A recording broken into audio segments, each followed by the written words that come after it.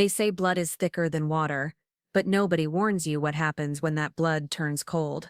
My name is Bertie Thompson, and for 63 years, I believed family meant everything. I believed it so deeply that I signed away my childhood home to my son Marcus without a second thought, thinking I was securing his future. What I didn't know was that I was signing away my dignity, my comfort, and eventually my place at the table I had set for decades. Before we jump back in, tell us where you're tuning from, and if this story touches you, make sure you're subscribed, because tomorrow I've saved something extra special for you. The old Victorian house on Maple Street had been in my family since 1962. My late husband Jerome and I had painted every room, planted every rose bush, and replaced every creaky floorboard with our own hands. The wraparound porch where I used to shell peas and watch the neighborhood kids ride their bikes, the kitchen where I'd baked birthday cakes for 3 generations, the master bedroom where I'd rocked my babies to sleep during countless midnight feedings. Every corner held a memory, every wall a story. When Jerome passed 5 years ago, the house felt too quiet, too full of echoes. But it was still mine, still the place where I belonged. Marcus, my only child, had been struggling financially ever since his divorce from his first wife. His new girlfriend, Sasha, had expensive tastes, and even more expensive dreams. They were living in a cramped apartment across town, arguing about rent, about space, about the future they couldn't quite afford. I remember the exact moment I made the decision. It was a Tuesday evening in March, and Marcus had come by for dinner looking defeated. His shoulders sagged under the weight of rejection letters from mortgage companies.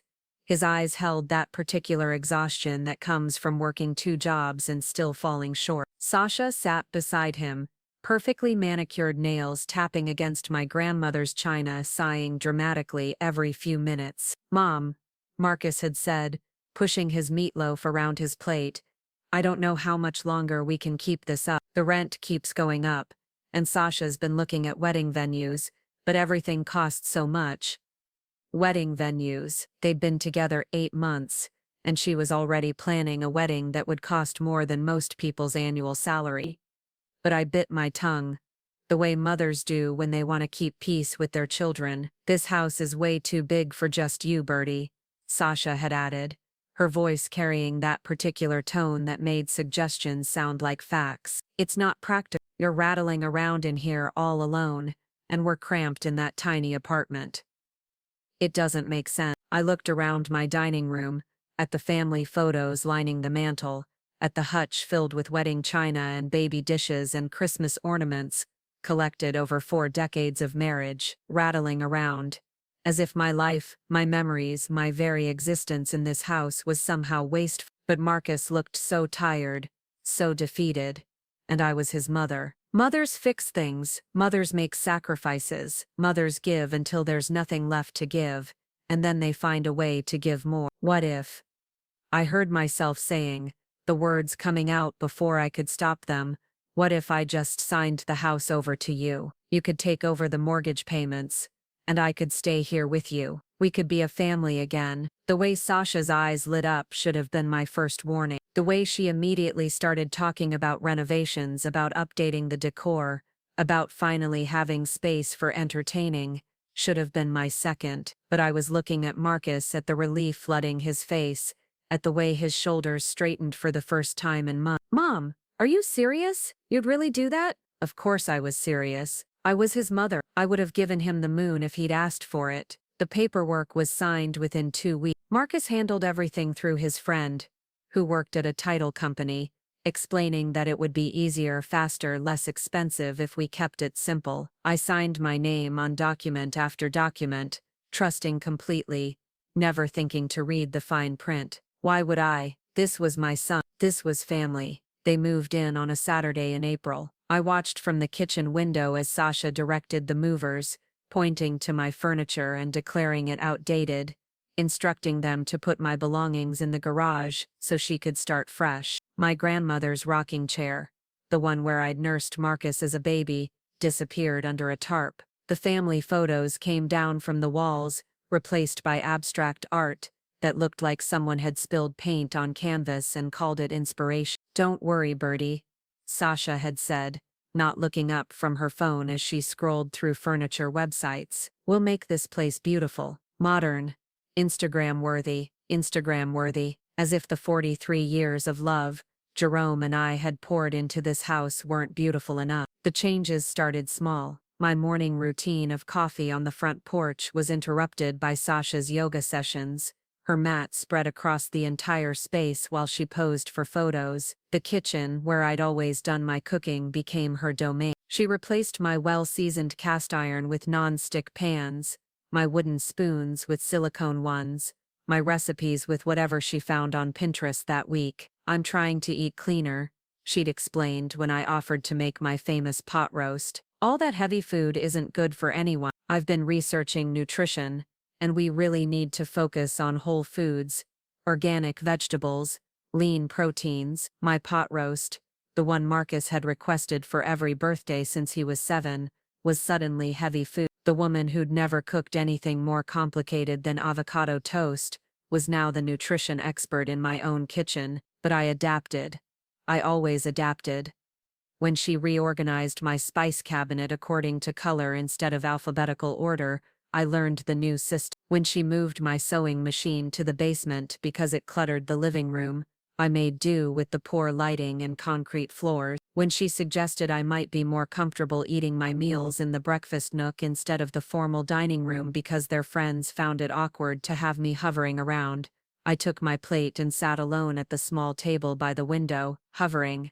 In the house where I'd hosted Christmas dinners and birthday parties and anniversary celebrations, where I'd fed sick children and comforted heartbroken teenagers and welcomed new babies. Now I was hovering. The worst part wasn't the changes to it was watching my son disappear into someone else's vision of who he should be. Marcus had always been gentle, thoughtful, the kind of man who remembered to call on Mother's Day and brought flowers for no reason. But under Sasha's influence, he became distant, distracted, always checking his phone for her approval before making any decision. "Marcus," I'd said one evening when she was out with her friends, "are you happy? Really happy?" He'd looked up from his laptop, eyes tired, and for a moment I saw my little boy again, the one who used to crawl into my bed during thunderstorms, who brought me dandelions and called them flowers, who used to say he'd marry me when he grew up because I was the nicest lady in the world. "I'm fine, Mom," he'd said, but his voice lacked conviction. "Sasha just wants everything to be perfect, you know. She has big dreams for us, big dreams that apparently didn't include me." The final straw came on a Wednesday night in October. I'd been feeling under the weather, running a fever and dealing with a persistent cough that wouldn't go away. The autumn air was crisp, and I'd been looking forward to a quiet evening in the living room, maybe watching one of my old movies while sipping the honey tea that always helped soothe my throat. But when I came downstairs from my bedroom, I found the living room transformed. Sasha had invited her book club over, and the space was filled with women I didn't recognize, all perfectly dressed, all sipping wine from my good glasses, all speaking in the kind of loud performative voices people use when they want to sound important. I stood in the doorway for a moment, uncertain. This was still my house, wasn't it? Even though I'd signed it over to Marcus, I still lived here. I still belonged here. "Oh, Bertie." Sasha's voice cut through the chatter, bright and sharp. "Perfect time. Could you possibly make us some of those little appetizers you do so well, and maybe refresh the wine? We're having such an important discussion about personal growth and empowerment." The way she said it, in front of all those women, made it clear that I wasn't being invited to join the discussion. I was being asked to serve it, in my own living room, to strangers drinking from my wedding china. I looked around for Marcus, hoping he might intervene, might say something, but he was nowhere to be found, probably upstairs in his room, avoiding the noise, avoiding the conflict, avoiding the choice between his mother and his girlfriend. "Of course," I heard myself saying, because what else could I say? "I'll just put something together." I spent the next hour in the kitchen, preparing cheese and crackers, cutting vegetables, arranging everything on the good serving platters, while listening to their laughter echo through the house. They were discussing some book about women reclaiming their power, about not letting anyone make them feel small, Preparing and narrating this story took us a lot of time. So if you are enjoying it, subscribe to our channel. It means a lot to us. Now, back to the story, about standing up for themselves. The irony wasn't lost on me. When I brought the food out, setting it carefully on the coffee table, one of the women looked up at me with the kind of smile people give to service workers. "Oh, how lovely. You're so lucky, Sasha. Having live-in help. It's so hard to find good domestic assistants these days. Live-in help." The words hit me like a physical blow. I stood there, holding an empty tray, wearing my old apron over my comfortable clothes, and I realized that was exactly what I looked like, what I'd become. Sasha laughed, a bright tinkling sound that cut through the air like glass. "Oh, Bertie's family. She's Marcus's mother, but she's been such a help around the house. I honestly don't know what we'd do without her. Family, but also help, mother, but also servant." The two weren't mutually exclusive in her mind, and apparently not in the minds of her friends, who all nodded knowingly and went back to their discussion about empowerment and self-worth. I retreated to the kitchen, my cheeks burning with humiliation. Through the doorway, I could hear them talking about the importance of boundaries, about not letting people take advantage of you, about knowing your worth, all while I stood washing their wine glasses and cleaning up their crumbs. That night, I lay in bed staring at the ceiling, replaying the evening over and over. Live-in help. The phrase echoed in my mind like a curse. How had I gone from being the matriarch of this household to being the hired help? When had I stopped being Marcus's mother and started being Sasha's domestic assistant? The answer came to me slowly, painfully. It had happened gradually, one small compromise at a time. One moved piece of furniture, one changed meal plan, one request to help out that had somehow become an expectation. I'd been so focused on keeping the peace, on not making waves, on being the accommodating mother who never caused problems, that I'd forgotten to be a person with needs and feelings and rights. The next morning, I woke up early as always, and went downstairs to make coffee. But as I reached for the coffee maker, I found a note stuck to the refrigerator in Sasha's careful handwriting. "Bertie, Marcus and I have been talking, and we think it might be better if you moved into the garage apartment. It would give us all more space and privacy. We've already set up a bed and a mini fridge out there. Hope you understand. XO, Sasha." The garage apartment. The dusty, unfinished space above the garage where Jerome used to store his tools and I kept my Christmas decoration. The place where we'd talked about maybe creating a workshop someday, but never got around to it because we were too busy living our lives in the actual house. I read the note 3 times, each reading making the words more surreal. They wanted me to move to the garage, in my own house, the house I'd signed over to my son because I loved him, because I wanted to help him, because I thought we were family. I walked out to the garage, still in my robe and slippers, and climbed the narrow stairs to the space above. Someone had been busy. There was indeed a small bed, the kind of narrow twin mattress you'd find in a college dorm room. A mini fridge hummed in the corner, barely big enough to hold a carton of milk. A single lamp provided the only light beyond what filtered through the small window that looked out onto the alley behind the house. This was where they expected me to live. This was my new place in the family hierarchy. I sat down on the edge of the bed, the thin mattress barely cushioning my weight, and tried to process what was happening. How had I gotten here? How had the woman who'd owned this house, who'd raised her child in these rooms, who'd built a life within these walls, ended up being relegated to the space where we used to store lawnmowers and paint cans? The answer was simple and devastating. I had let it happen. Every time I'd said of course when I meant no, every time I'd smiled when I wanted to scream, every time I'd chosen peace over self-respect, I'd given away a piece of myself, and now there was nothing left to give except my dignity, and apparently, I'd already handed that over too. I heard footsteps on the stairs, and looked up to see Marcus's head appearing above the floor level. His face was flushed, his eyes avoiding mine. "Mom, I'm sorry about the note. Sasha should have talked to you first, but she was trying to help. She thought you'd be more comfortable with your own space, more comfortable, as if being exiled to the garage was a luxury upgrade, instead of the final humiliation in a series of degradations I'd somehow allowed myself to accept." "Marcus," I said, my voice steady, despite the trembling in my hands. "This is my house." He winced, finally meeting my eyes. "I know, Mom.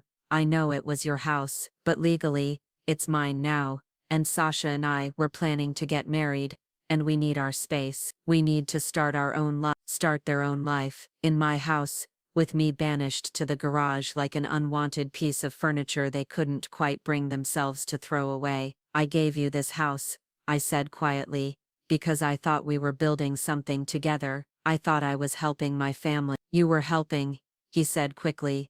"You are helping. But things change, Mom. Relationships evolve. Sasha just thinks it would be better for everyone if we had some boundaries." Boundaries, that was the word his girlfriend used to justify everything, wasn't it? Her need to redecorate was about boundaries. Her insistence on controlling the kitchen was about boundaries. Her decision to exile me to the garage was about boundaries. But what about my boundaries? What about my right to feel comfortable in the house I'd lived in for 4 decades? I looked at my son, this man I'd raised, this person I'd sacrificed everything for, and I saw a stranger. When had he become someone who could stand in my garage and explain to me why I deserved to be here instead of in my own bedroom? When had he become someone who chose his girlfriend's comfort over his mother's dignity? "I see," I said, because there was nothing else to say, nothing that would reach him, nothing that would make him remember who I was, who I'd been to him, who I'd always. He hovered at the top of the stairs for a moment,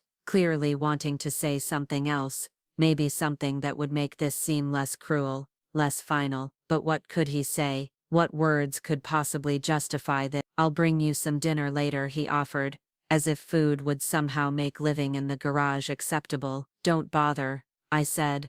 "I'll man." He left, and I sat alone in the space above the garage, surrounded by the smell of motor oil and dust, listening to the sounds of my own house through the thin walls. I could hear Sasha's voice, bright and cheerful, probably already planning how to use my bedroom, my closet, my bathroom. Maybe she'd turn it into a meditation room, or an office for her social media career, or a walk-in closet for all the clothes she bought with money that should have been going toward the mortgage. That night I lay on the narrow bed, staring at the ceiling and listening to the house settle around me. Every creak, every sigh of the old wood was familiar, a lullaby I'd been hearing for 43 years. But now I was hearing it from the outside, like a stranger, like someone who didn't belong. I thought about Jerome, about what he would say if he could see me now. He'd been a quiet man, gentle like Marcus, but he'd had a spine when it mattered. He never would have let anyone treat me this way, never would have stood by while I was pushed aside and forgotten. He'd loved this house too, but he'd loved me more. He'd have chosen me over the house, over the peace, over the path of least resistance. But Jerome was gone, and I was alone with a son who'd forgotten what I meant to him, and a woman who saw me as nothing more than an inconvenience to be managed. I pulled out my phone, the old flip phone that Sasha was always mocking, and scrolled through my contacts. There weren't many. Most of my friends had moved away, or passed on. My sister lived in Arizona with her own family. My neighbors were polite but distant. I'd spent so many years focused on taking care of Marcus, on being the perfect mother, that I'd forgotten to maintain the other relationships in my life. But there was one number I hadn't called in years, one person who might understand what I was going through, who might have advice or at least a sympathetic ear. My old friend Patricia had been through something similar with her daughter-in-law 5 years ago. We'd lost touch after she moved to the senior community across town, but I still had her number. I stared at it for a long time, wondering if she'd even remember me, wondering if I had the courage to admit how far I'd fallen. The next morning, I woke up with a crick in my neck from the cheap mattress, and the sound of voices below. Sasha was giving someone a tour of the house, her voice carrying clearly through the thin floor. "And this is the garage," she was. "We're thinking of converting it into a guest suite eventually, but for now, it's just storage." Storage. She was talking about my living space, about me, as if I were a piece of furniture they were warehousing until they figured out what to do with me. I got dressed quietly, trying not to make any noise that would remind them I was there, and crept down the stair. Through the window I could see Sasha with a woman I didn't recognize, both of them looking at the house with the kind of appreciation you'd expect from someone admiring a beautiful object they own. I slipped out the side door and walked around to the front of the house, to the porch where I'd spent so many peaceful mornings, but even that had been claimed. Sasha's yoga mat was spread across the entire space,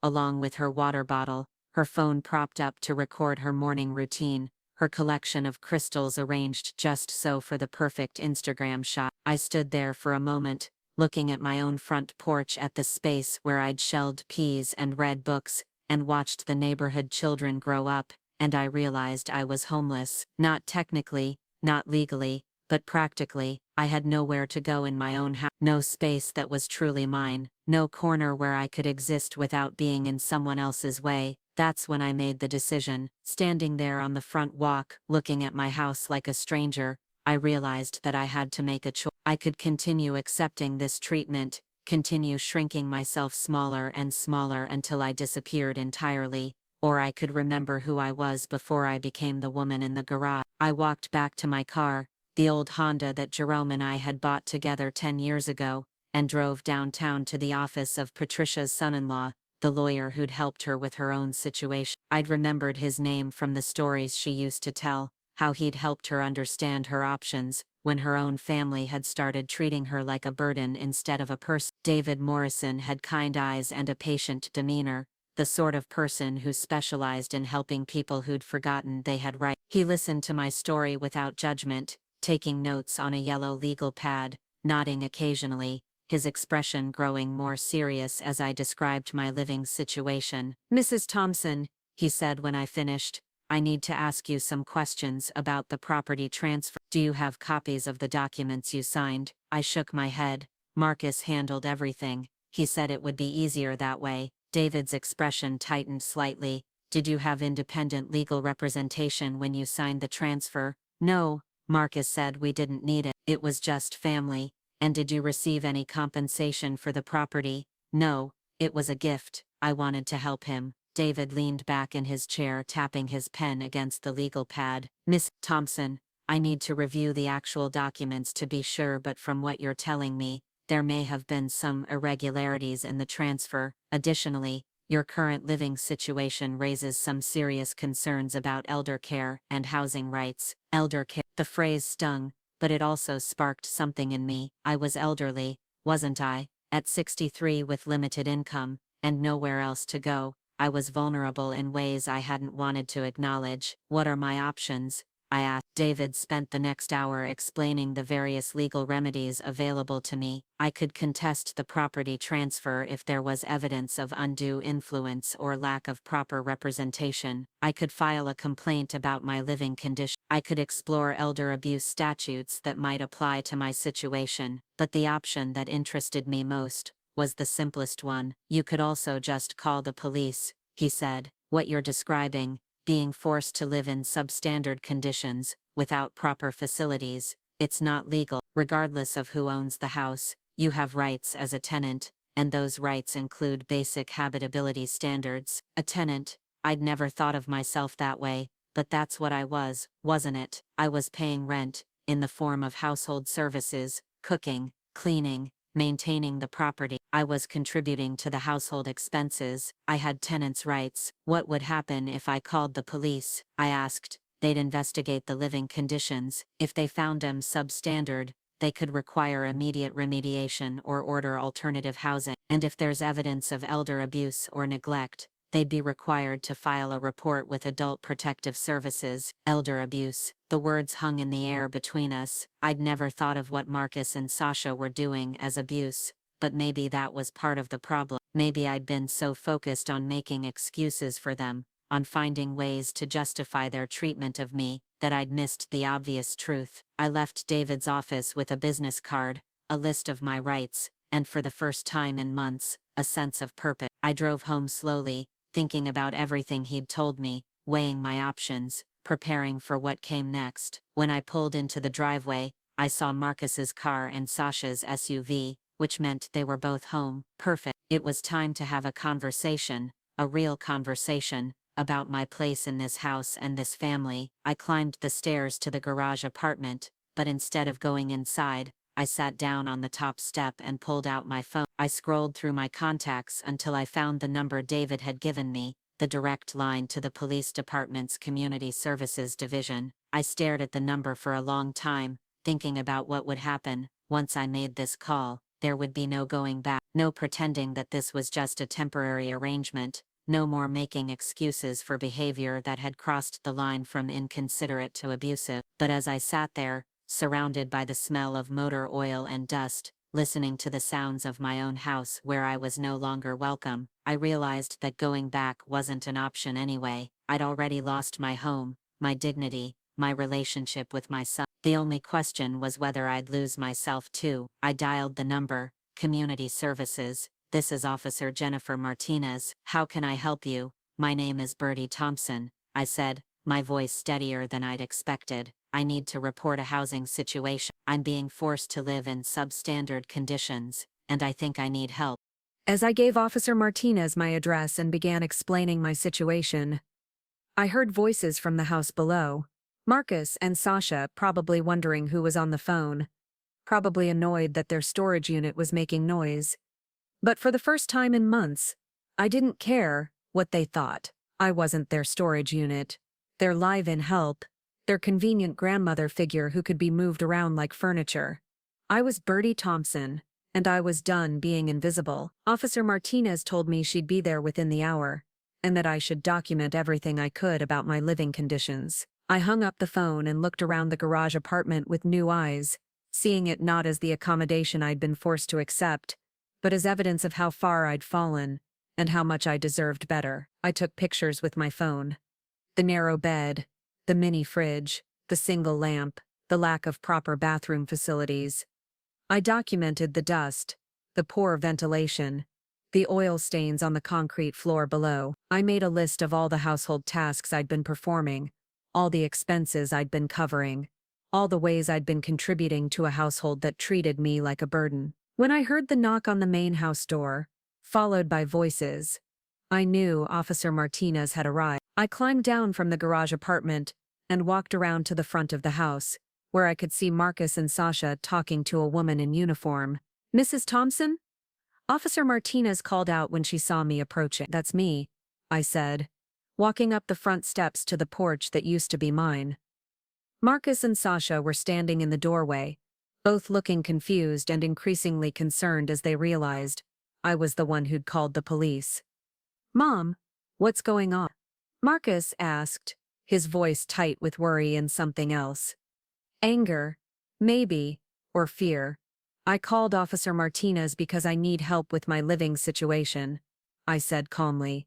"I've been forced to live in substandard conditions, and I wanted to know what my rights are." Sasha's face went pale. "Living conditions? Bertie, we set up a nice space for you in the garage. It has everything you need. Does it have a bathroom?" Officer Martinez asked. Sasha hesitated. "Well, no, but she has access to the house bathroom.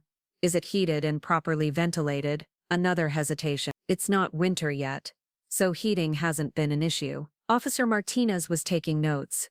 "And Mrs. Thompson, you're not paying rent, correct?" "I'm contributing to household expenses and performing domestic services in exchange for housing," I said, remembering the language David had used. "I cook, clean, maintain the property and contribute to utilities and groceries." Marcus was staring at me like I'd grown a second head. "Mom, you're making it sound like we're exploiting you.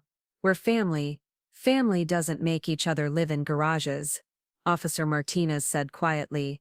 "Miss Thompson, would you mind showing me this living space?" I led her around to the garage, up the narrow stairs to the apartment. She spent several minutes taking notes, asking questions, documenting the condition. When we came back down, Marcus and Sasha were waiting, both looking increasingly agitated. "The living space doesn't meet basic habitability standards," Officer Martinez told them. "No bathroom facilities, inadequate climate control, potential safety hazards.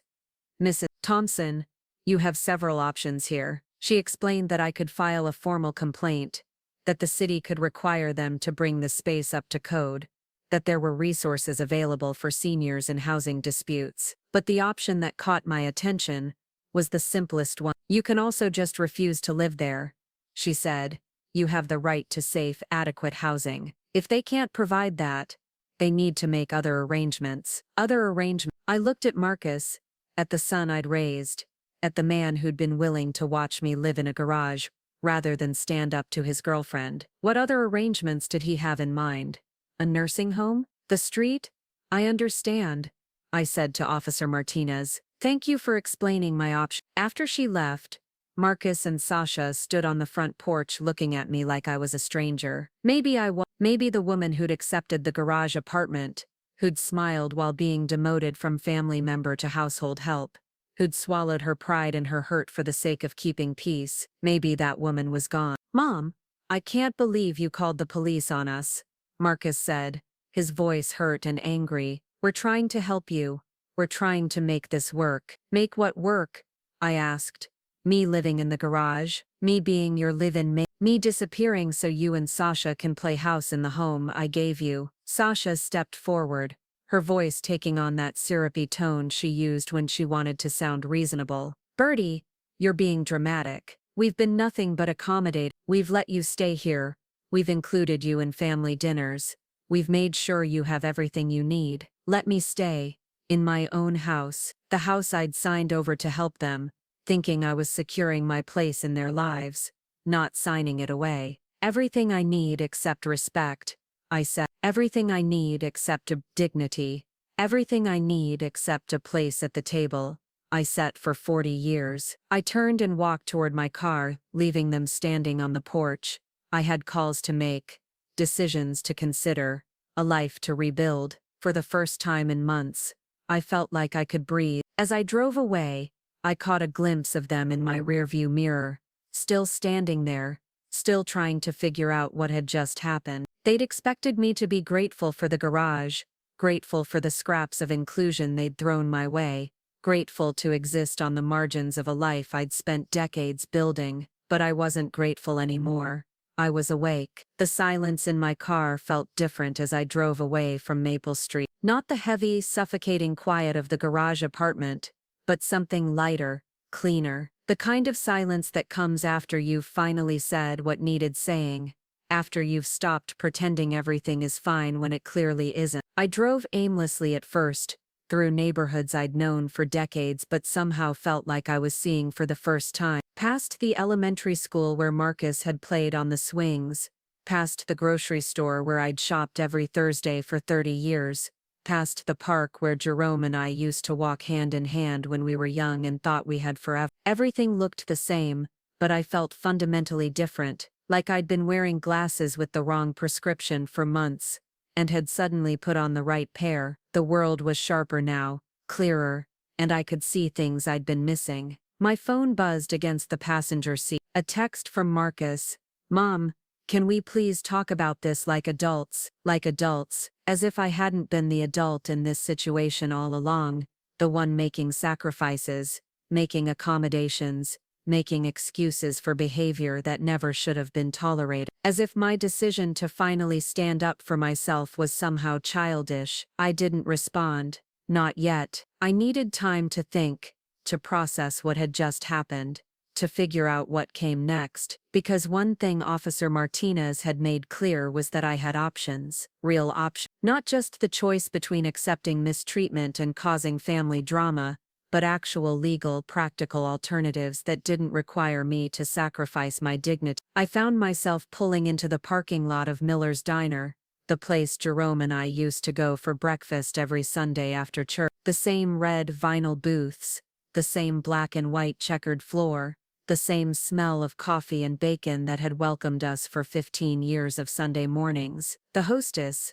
a young woman with kind eyes and tired smile, led me to a booth by the window. I ordered coffee and pie, not because I was particularly hungry, but because I needed to sit somewhere that felt normal, somewhere that remembered who I used to be before I became the woman in the garage. My phone buzzed again. This time it was Sasha. Bertie, I think there's been a misunderstanding. Marcus and I were just trying to give everyone more space. We never meant to make you feel unwelcome. Can we please discuss this calmly? More space? Give everyone more space.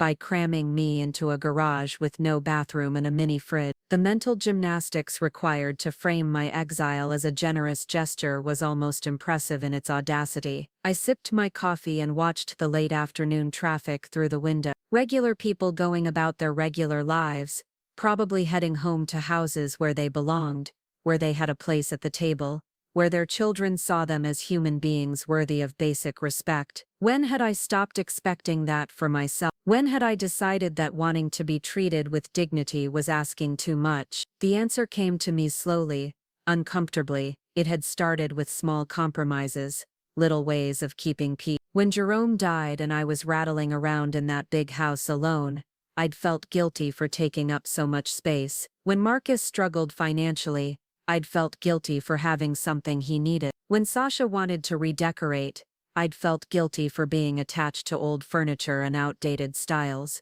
Guilt had been the first domino to fall, and everything else had followed. Guilt had made me grateful for scraps, grateful for inclusion on their terms, grateful to exist on the margins of a life I'd built with my own hands. But sitting in that diner, watching normal people live normal lives, I remembered something I'd forgotten. I wasn't a bird, I wasn't an inconvenience.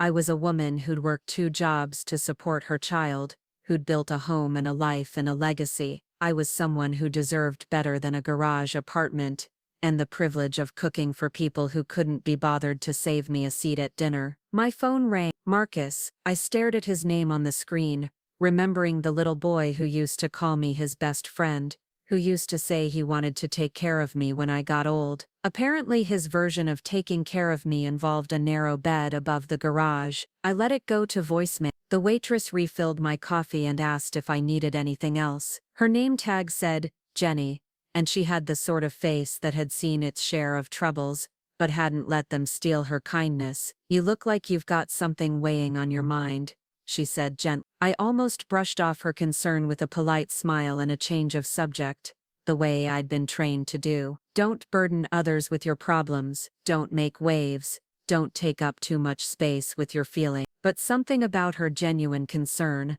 about sitting in this place that held so many good memories, made me want to be honest. I'm having some family troubles, I said. My son and his girlfriend have been treating me badly, and I finally stood up for myself today. Now I'm not sure what happens next. Jenny nodded like she'd heard this story before.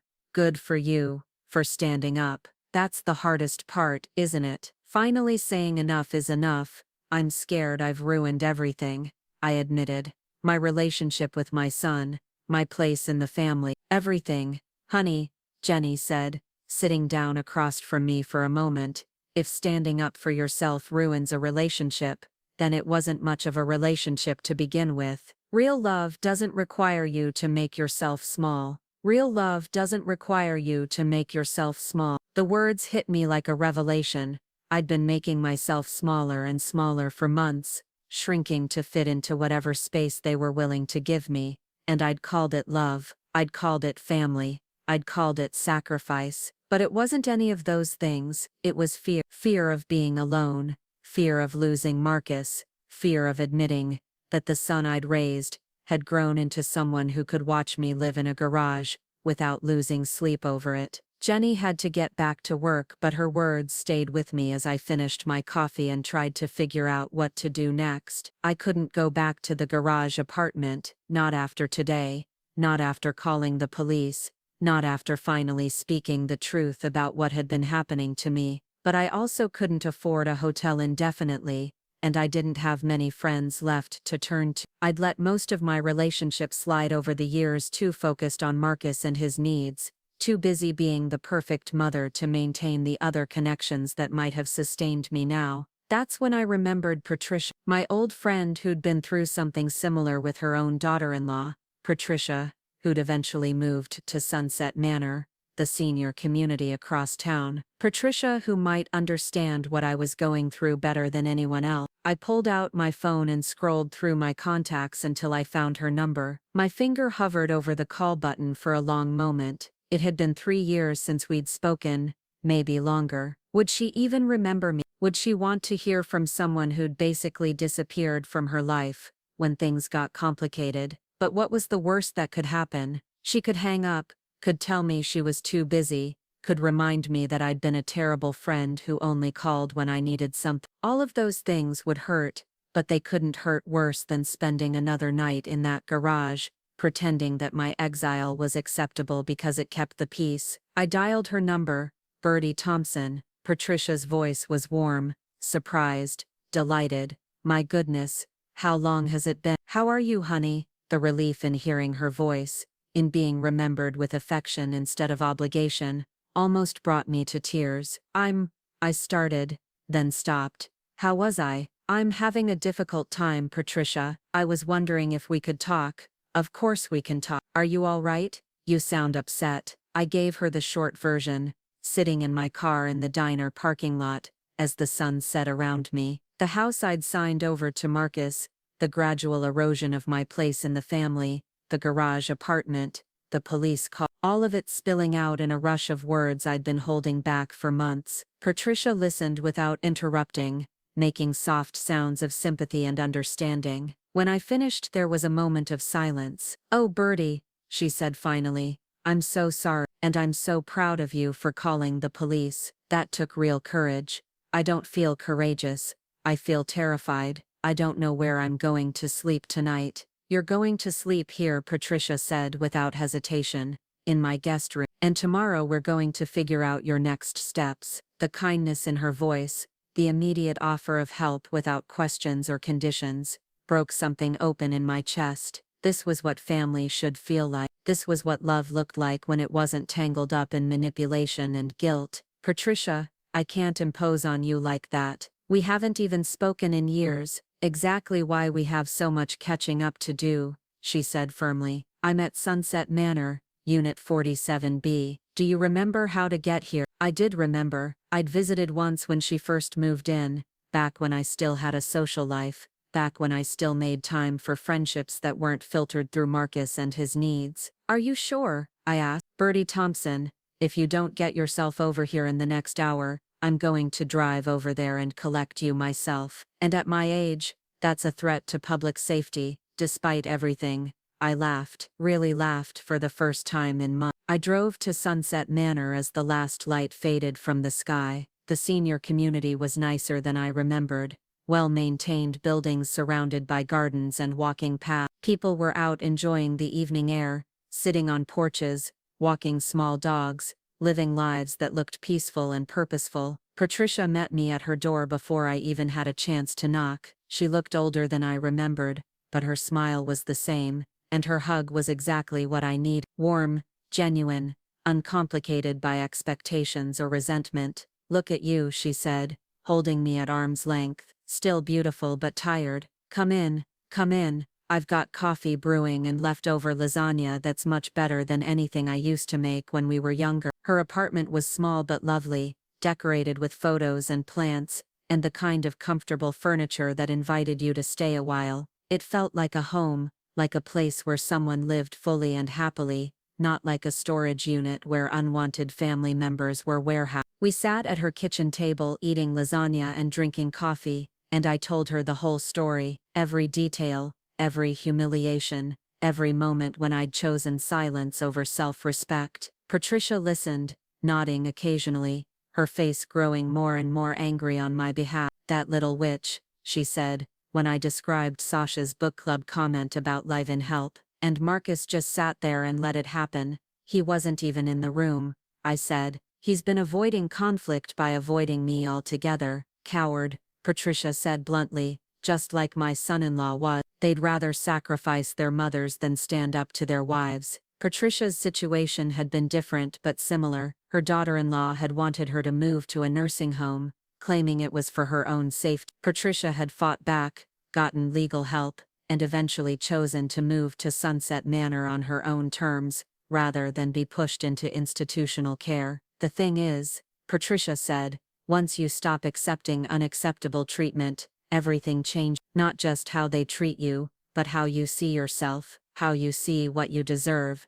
"I'm scared," I admitted. "What if Marcus never speaks to me again? What if I've lost him forever?" Patricia reached across the table and took my hand. "Honey, you can't lose something you never really had. The Marcus you're mourning, the one who would never let anyone treat you this way. He's been gone for a while now. Maybe it's time to stop grieving for him and start living for yourself. The truth of it settled in my chest like a stone, heavy, but solid, real. We talked until late, sharing stories and memories, catching up on the years we'd lost. Patricia told me about her life at Sunset Manor, about the friends she'd made, the activities she enjoyed, the independence she'd reclaimed after years of feeling like a burden to her family. The best part, she said, is that everyone here chose to be here. No one's living in someone else's garage, eating someone else's scraps, grateful for whatever attention they can get. We're all here because we decided we deserved better.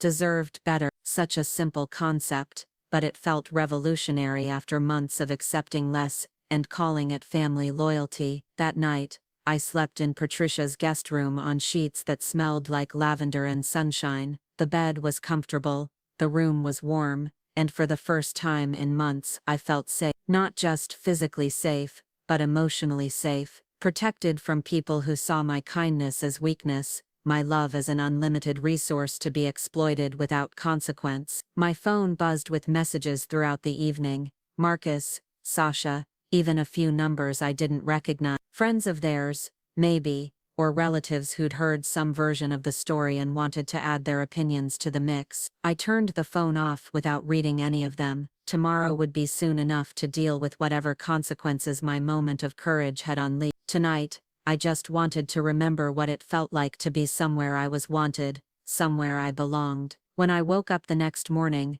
Patricia was already up, making coffee and scrambling eggs in her sunny kitchen. She looked up when I appeared in the doorway, still in my pajamas, hair a mess from the best night's sleep I'd had in months. "Good morning, sunshine," she said. "How did you sleep?" "Like a human being," I said, and we both laughed. Over breakfast, Patricia laid out a plan. First, I needed to get my belongings from the garage apartment. Not everything, not the furniture they'd moved out there, but my personal items, my clothes, the few things that were truly mine. "You don't have to do it alone," she said. "I'll come with you, and we'll bring backup." Turned out to be Patricia's friend Eleanor, a sharp-eyed woman in her 70s who'd been a social worker before retirement, and Eleanor's son Michael, who happened to be a police officer in the county sheriff's department. "We're not going to cause trouble," Patricia explained as we drove toward Maple Street in Michael's personal car. "We're just going to make sure you can collect your things in peace,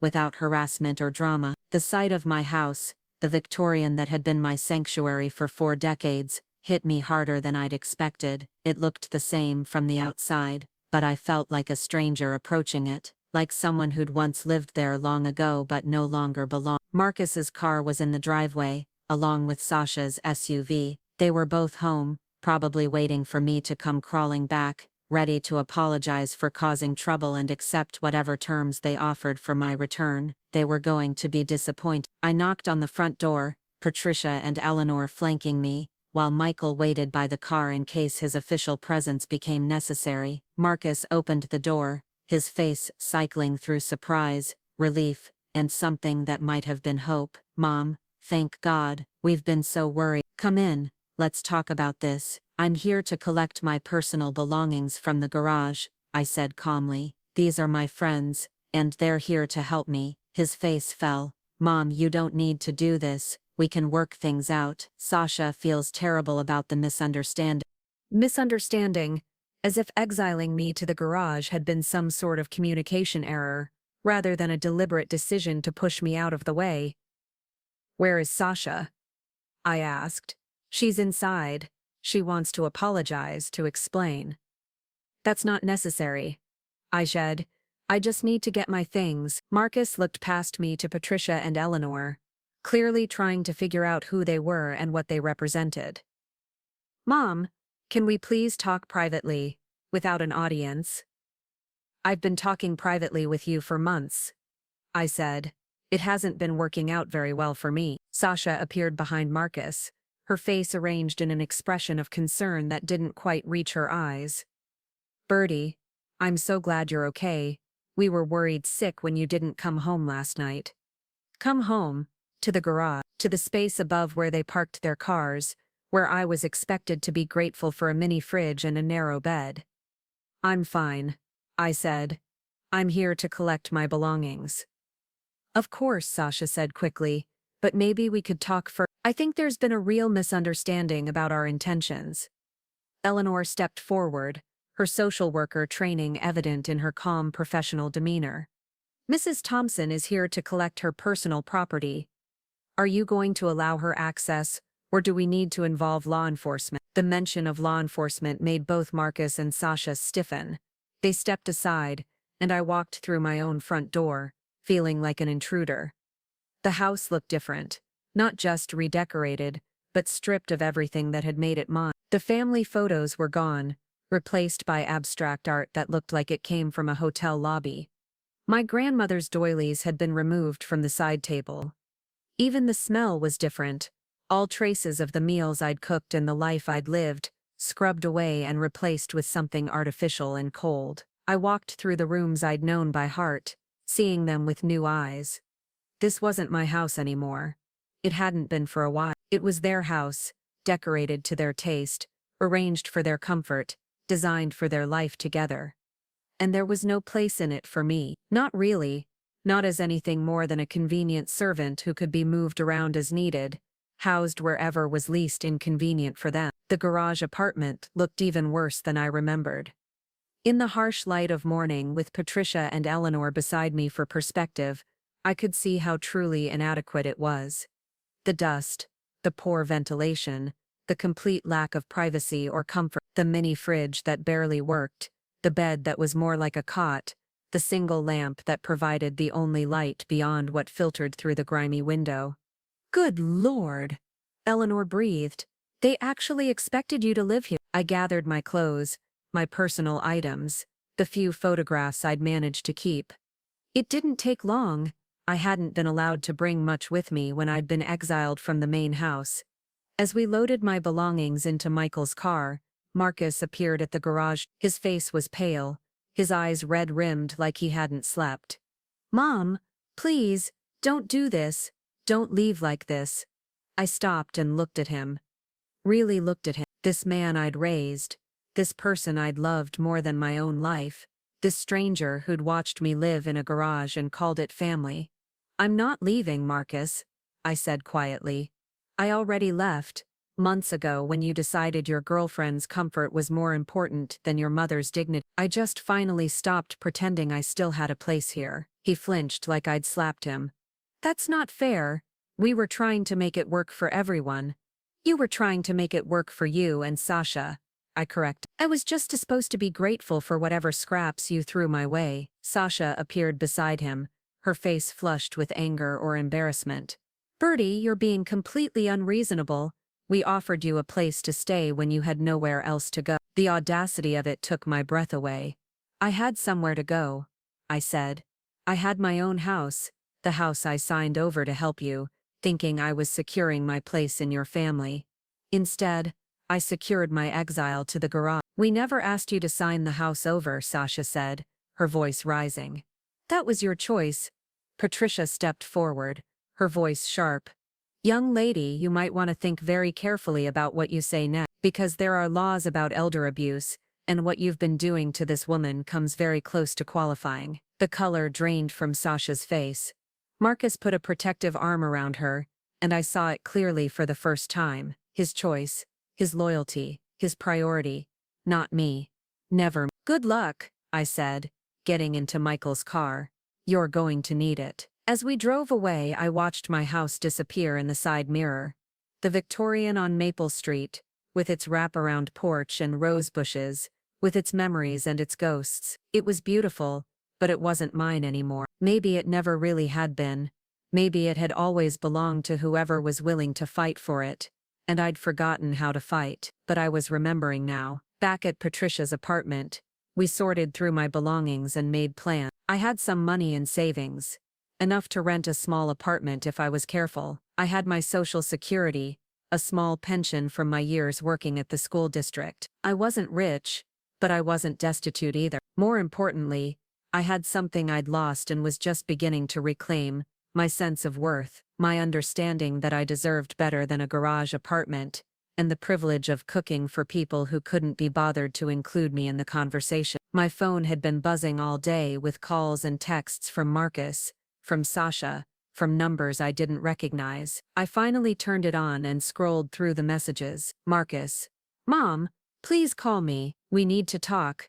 Sasha: I'm sorry if you felt unwelcome, that was never our intention. Unknown number: this is Ashley, Marcus's cousin. I heard what happened and I'm so sorry, you deserve better. Unknown number: Bertie, this is Tom from next door. If you need anything, please let us know. We always thought you were too good for how they were treating you. The neighbors had noticed.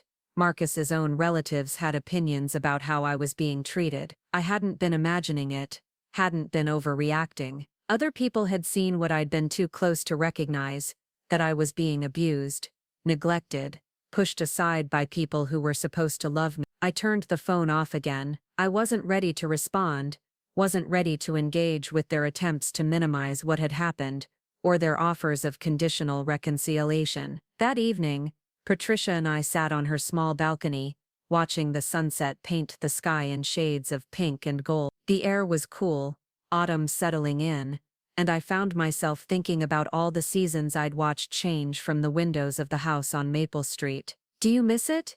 Patricia asked. The house? I considered the question seriously. Did I miss the house itself?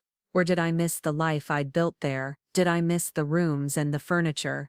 Or did I miss feeling like I belonged somewhere? I miss the woman I used to be there, I said finally, before I forgot that I mattered too. Patricia nodded. The good news is, that woman is still there, she just needed reminding. Over the next few days, with Patricia's help and encouragement, I started building a new life. I looked at apartments, small but comfortable places where I could start over. I visited senior centers, explored activities and social groups, began to remember what it felt like to be around people who saw me as a person rather than a problem to be managed. I also made an appointment with David Morrison, the lawyer Patricia had recommended. He reviewed the documents from the property transfer, and his expression grew more serious as he read. Mrs. Thompson, he said finally, I'm concerned about how this transfer was handled. You had no independent legal representation, no consideration was given for the property, and the circumstances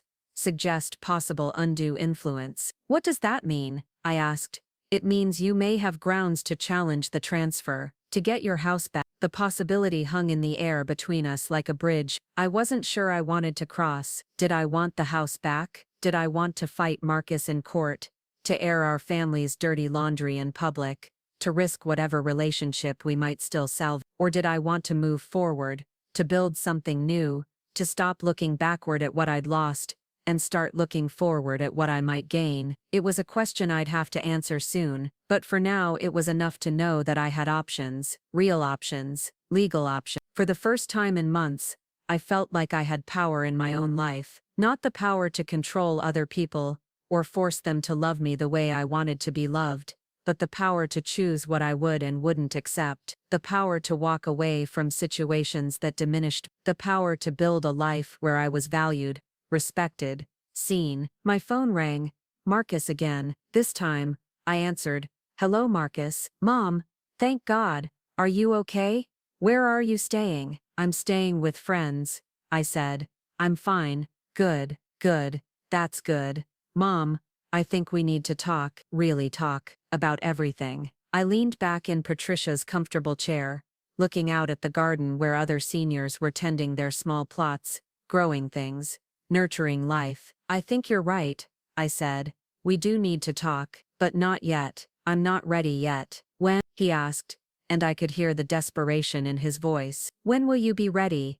When I figure out who I am, when I'm not trying to be the mother you want me to be, I said. When I remember what I deserve and what I'm willing to accept. There was silence on the other end of the line. I love you, Marcus, I said, but I love myself too, and I'm just learning how to balance those two things. I hung up before he could respond, before he could try to negotiate, or explain, or minimize, before I could be tempted to make it easier for him, to absorb his discomfort, to sacrifice my peace for his convenience. The sun was setting over Sunset Manor, painting the sky in brilliant oranges and purple. Around me, People were living full lives, making their own choices, refusing to be diminished by age or circumstance, or other people's expectations. For the first time in my life, I was one of them, and it felt like coming home. 3 weeks later, I was sitting in my own apartment for the first time in almost a year. It wasn't much, just a one-bedroom unit,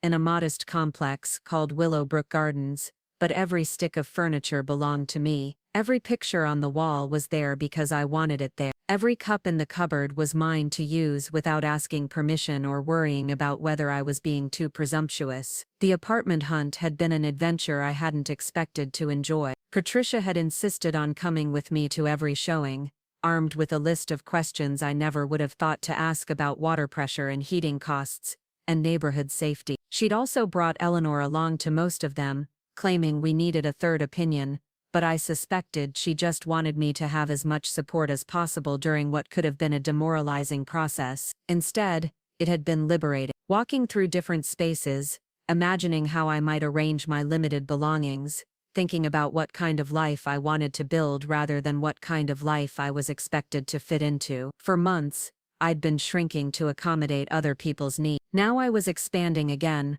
remembering that I had preferences, opinions, desires of my own. The apartment I chose was on the second floor of a well-maintained building with a small balcony that caught the morning sun. There was a community garden in the back where residents could rent small plots, and a library just 2 blocks away. The rent was reasonable, the neighbors seemed friendly, and most importantly, it felt like a place where I could breathe. Moving day had been both melancholy and exhilarating. My worldly possessions fit into Patricia's car and Eleanor's minivan, with room to spare. Decades of accumulation reduced to a few boxes of clothes, some books, my mother's china, and the photographs that had survived Sasha's redecorating purge. It should have been depressing, but instead, it felt like freedom. No excess, no clutter, no reminders of a life that had been slowly dismantled piece by piece. My new neighbors had been welcoming in a way that surprised me. Missing from across the hall had brought me homemade dumplings and a spider plant cutting. The young couple downstairs had offered to help if I needed anything heavy moved. Even the building manager, a woman named Rita with kind eyes and efficient hands, had gone out of her way to make sure I felt comfortable and settled. It occurred to me that I'd forgotten what normal human kindness looked like. After months of walking on eggshells, of being grateful for basic courtesy, of accepting crumbs and calling them cake, simple neighborly gestures felt almost overwhelming in their generosity. I'd been living in my new place for 2 weeks when David Morrison called with an update on the legal situation. His tone was more optimistic than I'd expected, which both thrilled and terrified me. "I've reviewed all the documents," he said, "and I believe we have a strong case for challenging the property transfer. The lack of independent counsel, the absence of any consideration, the pressure tactics used to convince you to sign, all of it adds up to what the courts would likely consider undue influence." I sat at my small kitchen table, looking out at the community garden where an elderly man was carefully tending his tomato plants, and tried to process what David was telling me. "What would that mean exactly?" I asked. If we were successful, the transfer would be declared invalid, and ownership of the property would revert to you. Your son and his girlfriend would have to vacate the premises. The thought of Marcus and Sasha being forced to leave the house should have filled me with satisfaction, but instead, it left me feeling empty, sad. Even after everything they'd done, the idea of making them homeless felt wrong. But then I remembered the garage apartment, the mini fridge, the humiliation of being treated like a servant in my own home, and the sadness hardened into something more resolute. "What are the chances we'd win?" I asked. "Better than 60%, I'd say. Maybe 70 if your son and his girlfriend can't provide compelling evidence that the transfer was truly voluntary and in your best interest." I thanked David and told him I'd think about it, but even as I hung up the phone, I knew what I was going to do. Not because I wanted revenge, not because I wanted to hurt Marcus, but because I was tired of being the only person in this situation who was expected to sacrifice for the greater good. For months, I'd been the one making accommodation. I'd been the one swallowing my pride, accepting less, making do with inadequate arrangements so that everyone else could be comfortable. I'd been the one expected to understand, to forgive, to move on without ever receiving an apology or acknowledgement of the harm that had been done. Well, I was done being understanding. I was done making it easy for people who'd shown no consideration for my comfort or dignity. If Marcus wanted to keep the house, he could fight for it the same way I'd had to fight for basic human respect. My phone had been ringing regularly since I'd left Maple Street. Marcus called at least twice a day, sometimes more. Sasha had sent a series of increasingly frantic text messages that started with gentle attempts at reconciliation and escalated to accusations that I was being selfish and cruel. Other relatives had begun weighing in, some supportive, others clearly getting only one side of the story and urging me to work things out for the sake of family unity. I'd stopped answering most of the calls and messages, not out of spite but out of self-preservation. Every conversation seemed designed to pull me back into the role of the accommodating mother who put everyone else's needs before her own. Every well-meaning relative who suggested I be the bigger person was essentially asking me to accept mistreatment for the sake of keeping peace. But one call I did take was from Marcus's cousin Ashley, the one who'd sent the supportive text when everything first exploded. We'd always gotten along well, and she'd been one of the few family members who'd never made me feel like I was taking up too much space or asking for too much attention. "Aunt Bertie," she said when I answered, "I just wanted you to know that not everyone in this family thinks you're wrong. What Marcus and Sasha did to you was awful, and you have every right to be angry." The validation was like cool water on a burn I hadn't realized was still hurt. For weeks, I'd been questioning myself, wondering if I was overreacting, if my expectations were unreasonable, if I was being too sensitive about what others might consider minor slights. "Thank you," I said, and meant it more than she could know. "I wanted to tell you something else," Ashley continued, "about the house situation. I don't know if Marcus told you, but Sasha's been posting about it on social media, making herself out to be the victim, saying you abandoned them and left them with a mortgage they can't afford." My stomach clenched. What kind of posts? The usual passive-aggressive stuff, quotes about family loyalty and forgiveness, pictures of the house with captions about how hard they're working to make their dream home perfect, subtle digs about how some people can't handle change or compromise. I closed my eyes,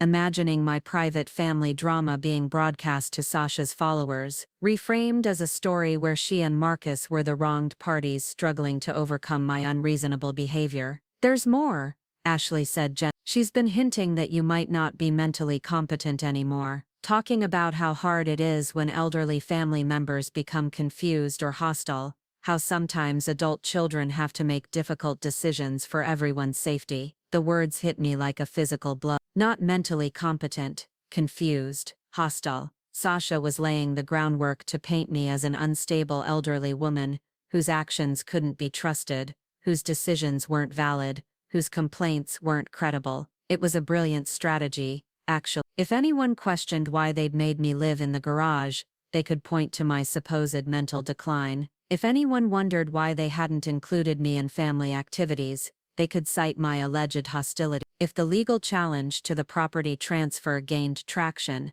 they could argue that I hadn't been competent to sign the documents in the first place. "Ashley, I need you to do me a favor. I need you to document those posts. Screenshot them, save them, whatever you have to do." "Can you do that for me?" "Already done," she said. "I started saving them as soon as I saw what she was doing. I figured you might need them someday." After I hung up with Ashley, I sat in my quiet apartment, trying to process this new development. Sasha wasn't just defending herself, she was going on the offensive, trying to control the narrative before I could tell my side of the story. She was positioning herself as the long-suffering caregiver dealing with a difficult elderly relative, rather than the woman who'd systematically pushed me out of my own home. The manipulation was breathtaking in its audacity, but it was also strategic. If she could convince people that I was mentally unstable, it would undermine everything I said about how I'd been treated. It would make my exile to the garage seem like a necessary precaution rather than elder abuse. It would make their failure to include me in family life seem like protection rather than neglect. But she'd made one crucial mistake. She'd done it all in writing,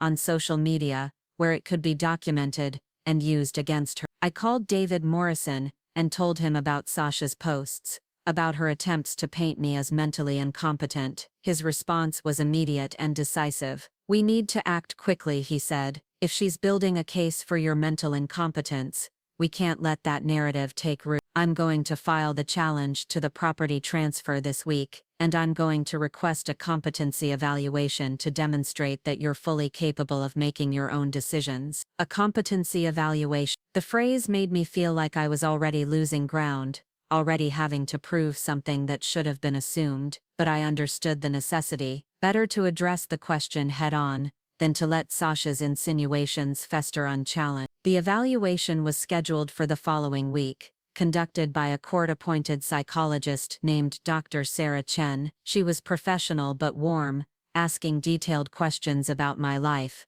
my health, my decision-making process. We talked about the property transfer, about my reasons for leaving the house, about my current living situation, and future plans. Miss Thompson, she said at the end of our session, I want you to know that nothing you've told me suggests any cognitive impairment or inability to make rational decisions. You're clearly processing complex emotional and legal situations with appropriate judgment and self-awareness. The relief was overwhelming. I hadn't realized how much Sasha's campaign of character assassination had affected me, until I heard an objective professional confirm that I wasn't confused, wasn't incompetent, wasn't the problem in this situation. What happens next? I asked. I'll submit my report to the court, and it will become part of the record in your case. If anyone tries to question your mental capacity, this evaluation will serve as evidence that you're fully competent to make your own decisions about your property and your life. Armed with Dr. Chen's report,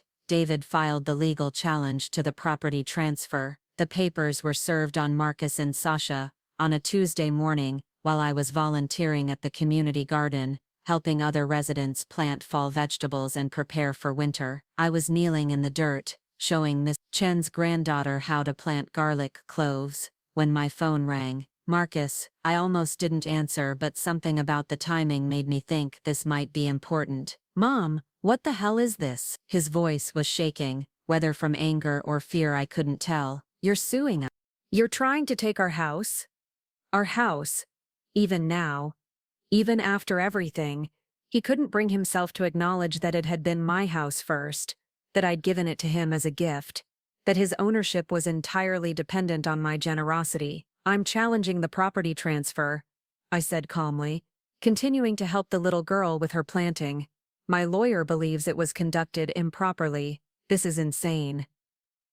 You signed those papers willingly. No one forced you. Did I have independent legal representation when I signed them? Silence. Did anyone explain my rights to me, or the implications of the transfer? More silence. Did you or Sasha ever discuss with me what would happen if living together didn't work out? Mom, you're our family. We never thought it wouldn't work out. But it didn't work out, did it? And when it didn't, instead of finding a solution that respected my dignity, you moved me to the garage and expected me to be grateful.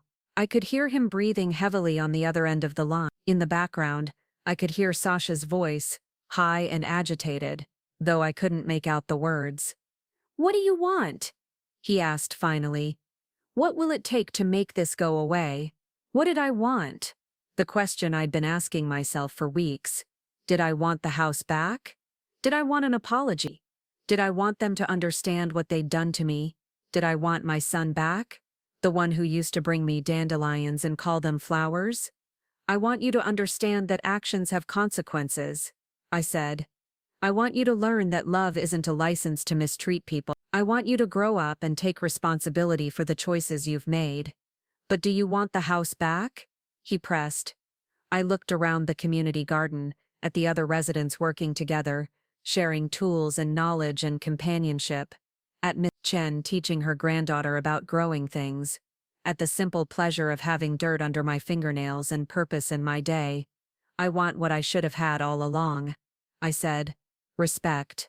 The legal process moved slowly, as legal processes do. David kept me informed of every development, every filing, every response from Marcus and Sasha's attorney. They were fighting the challenge, claiming that the transfer had been completely voluntary, and that my current actions proved I was vindictive and possibly unstable. Their strategy became clear as the case progressed. They were portraying me as an elderly woman who'd made a generous gift to help her struggling family, but who now regretted that decision and was trying to undo it out of spite. They painted themselves as young people, trying to build a life together, victimized by a bitter relative who couldn't accept that they needed space and independence. It was a compelling narrative, and if I hadn't lived through the reality of what had happened, I might have been convinced by it myself. They were good at presenting themselves as reasonable, caring people who'd done their best to accommodate a difficult situation, but they couldn't explain away the garage apartment. They couldn't justify making me live in substandard conditions while they enjoyed the comfort of the main house. They couldn't provide a reasonable explanation for why, if I was such a beloved family member, I'd been excluded from family meals and social gatherings. Most damaging of all, they couldn't explain Sasha's social media posts. Ashley had provided screenshots of dozens of posts that painted me as mentally unstable, hostile, and burdensome, posts that revealed the contempt Sasha had felt for me, even while she was pretending to care about my welfare. The deposition process was particularly revealing. Under oath, with lawyers asking pointed questions, the careful facade that Marcus and Sasha had constructed began to crumble. Details emerged that painted a picture of systematic exclusion and gradual marginalization. Sasha was forced to admit that she'd never asked my opinion about any of the changes she'd made to the house, that she'd moved my belongings without permission, that she'd never inquired about my comfort or satisfaction with the garage apartment, that she'd made social media posts, questioning my mental capacity, without any medical evidence to support those claims. Marcus was forced to acknowledge that he'd never stood up for me when Sasha made disparaging comments, that he'd never intervened when I was excluded from family activity, that he'd never asked if I was happy with the living arrangements, or if I needed anything to be more comfortable. Most tellingly, neither of them could explain why, if they truly cared about my welfare, they'd never once asked me how I felt about being moved to the garage. Not once had either of them checked to see if I was comfortable, if I had everything I needed, if there was anything they could do to make the situation better for me. Their indifference was documented, undeniable, and damning. As the legal battle progressed, word began to spread through our extended family and social circles. The story was too dramatic, too shocking to remain private. An elderly woman suing her own son for a house, claims of elder abuse, social media drama. It had all the elements of a story that people couldn't resist discussing. Some of the reactions surprised me.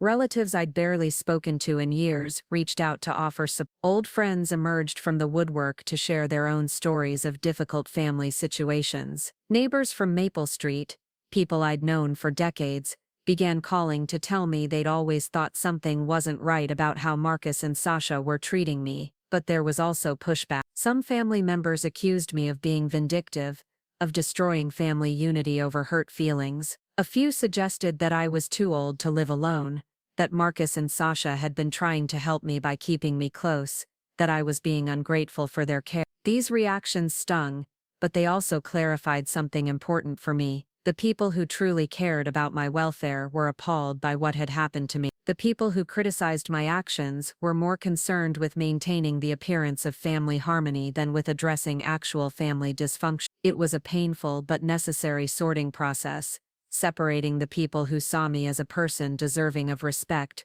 from those who saw me as a problem to be managed or ignored. The most difficult conversations were with Marcus himself. As the legal proceedings continued, he became increasingly desperate, calling at all hours, showing up at my apartment uninvited, begging me to drop the lawsuit and come home, to the garage, to the narrow bed, and the mini fridge, and the humiliation of being treated like an unwanted houseguest in my own former home. "Mom, please," he said during one particularly emotional phone call, "we can work this out.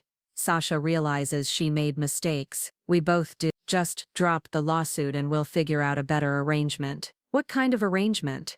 I asked. "I don't know. We'll make changes. We'll do better." "What specific changes, Marcus? What exactly are you proposing?" Silent, because he couldn't say it, couldn't offer me what I deserved because it would require him to stand up to Sasha, to prioritize my needs over her wants, to act like the son who'd once promised to take care of me when I got old. "I don't know," he repeated. "But we're family. We should be able to work this out. Family."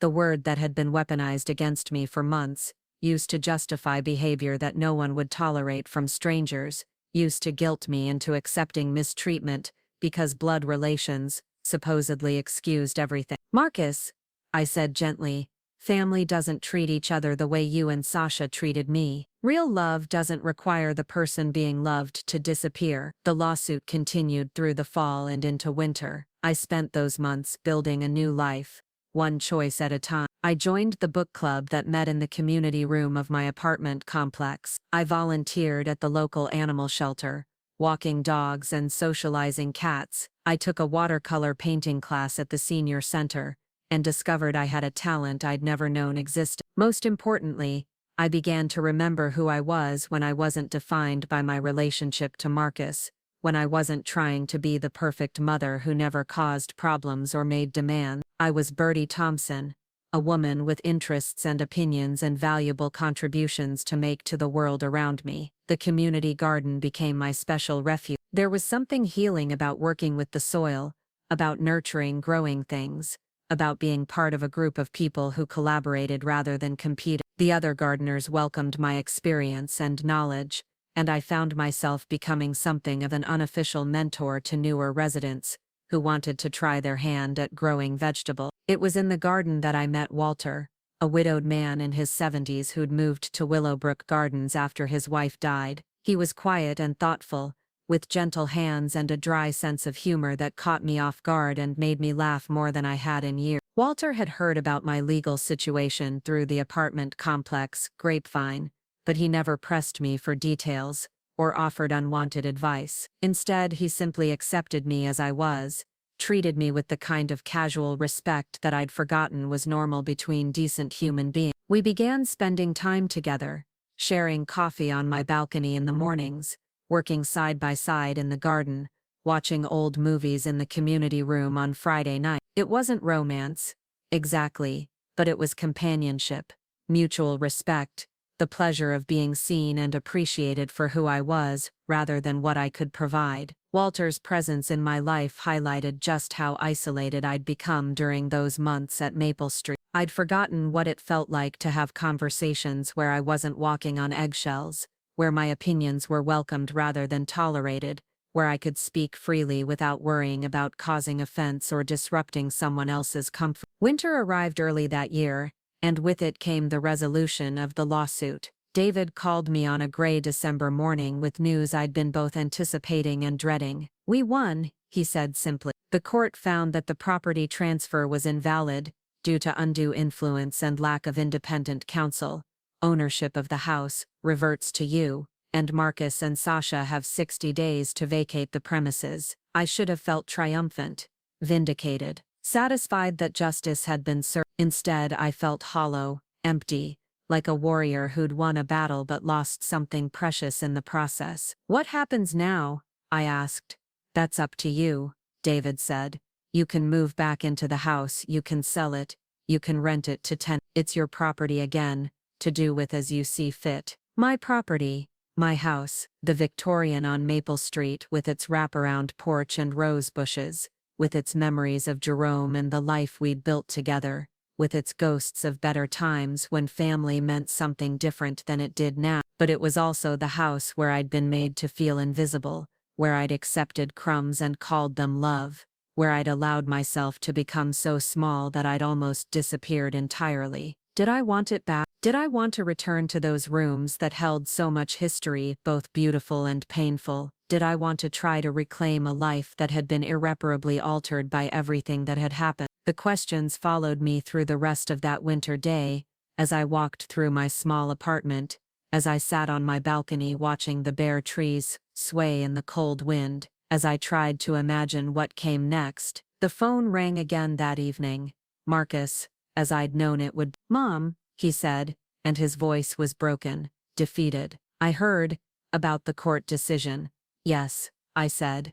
"Sasha's gone," he continued. "She left this afternoon, said she couldn't handle the stress anymore, that this whole situation was toxic and she needed to protect her mental health." Sasha was gone, the woman who'd systematically pushed me out of my own home, who'd questioned my mental capacity on social media, who'd treated me like an inconvenient piece of furniture, had abandoned ship as soon as the consequences of her actions became real. I should have felt satisfied, but instead I felt sorry for Marcus. Sorry that he'd chosen someone who would leave him the moment things became difficult. Sorry that he'd sacrificed his relationship with his mother for someone who'd proven herself to be exactly as selfish and shallow as her behavior had suggested. "I'm sorry," I said, and meant it. "Are you going to make me leave?" he asked.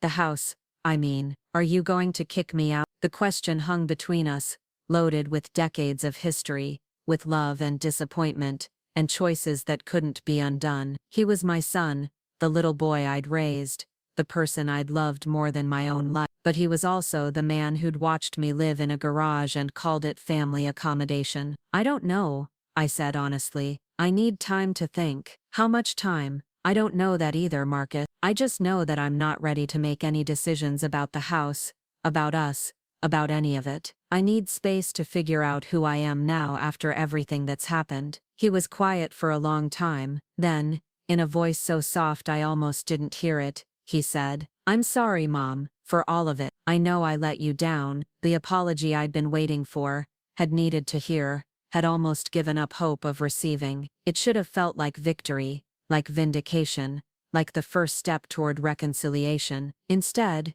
it felt like the end of something. Not because I couldn't forgive him, but because I finally understood that forgiveness wasn't the same thing as going back, that loving someone didn't mean accepting whatever treatment they were willing to give you, that sometimes the most loving thing you could do was to stop enabling someone's worst behavior by refusing to absorb the consequences of their choices. "I know you are," I said, "and I love you, but Marcus, I'm not the same person I was when I signed over that house. I'm not the same mother who would sacrifice anything to keep peace with her child. I can't go back to being that woman, even if it would make things easier for both of us." "What does that mean?" he asked. "It means I'm going to live my life on my own terms now," I said. "And if there's going to be a place for you in that life, it's going to have to be on terms that respect who I am and what I deserve." I hung up the phone and sat in my quiet apartment, surrounded by the life I'd built from scratch, the life that belonged entirely to me. Outside my window, snow was beginning to fall, covering the world in white, making everything clean and new, and full of possibility. For the first time in months, I felt ready for whatever came next. Spring came early that year, and with it came decisions I could no longer postpone. The 60-day deadline for Marcus to vacate the house was approaching, and I still hadn't decided what I wanted to do with the property that had once been my sanctuary and had become the symbol of everything I'd lost and found again. I'd been avoiding Maple Street entirely since the court decision. Even driving past the neighborhood felt too complicated, too loaded with emotions I wasn't ready to process. But Patricia convinced me that I needed to see the house again, to walk through it, and remember what it had meant to me before everything went wrong. "You can't make a decision about something you're afraid to look at," she said over coffee one morning. "And honey, you've been through too much to let fear make your choices for you now." She was right, of course. I'd spent months running away from difficult situations, accepting what others decided was best for me, allowing fear of conflict to override my own needs and desires. But I wasn't that woman anymore. I was someone who called the police when she was being mistreated, who filed lawsuits when her rights were violated, who built a new life from scratch when the old one became uninhabitable. I could certainly manage to walk through a house I'd once called home. Walter offered to come with me, and I was grateful for his quiet, steady presence as I drove toward Maple Street for the first time since I'd collected my belongings from the garage apartment. My hands were shaking slightly as I pulled into the driveway, and I had to take several deep breaths before I could bring myself to get out of the car. The house looked smaller than I remembered, and somehow shabbier. The rose bushes I'd tended for decades were overgrown and neglected. The front porch where I'd spent so many peaceful mornings was cluttered with packages and newspapers that hadn't been brought inside. The paint was beginning to peel around the windows, and several of the shutters hung crooked. Marcus answered the door looking like he'd aged 5 years in the 6 months since I'd seen him. His hair was longer and unkempt, his clothes wrinkled, his eyes red-rimmed with exhaustion or grief or both. The sight of him sent a familiar pang through my chest, the old maternal instinct to fix whatever was wrong, to smooth over the rough edges, to make everything better. But I pushed that impulse down. Marcus was a grown man, and the consequences he was facing were the result of his own choices. I couldn't save him from them, and more importantly, I couldn't save him without sacrificing myself again. "Mom," he said, stepping aside to let us in. "Thank you for coming." The interior of the house was even more shocking than the exterior. The modern furniture that Sasha had insisted on was gone, probably taken when she fled. What remained was a bizarre mixture of my old things pulled out of storage and cheap replacements that looked like they'd come from a thrift store. The walls that had once been covered with family photos were bare except for a few lonely pictures hanging crooked in their frames. It looked like a house in the middle of being abandoned, which I supposed it was. "I've been trying to keep things up," Marcus said, following my gaze around the living room, "but without Sasha's income, and with the legal bills, it's been difficult." Sasha's income?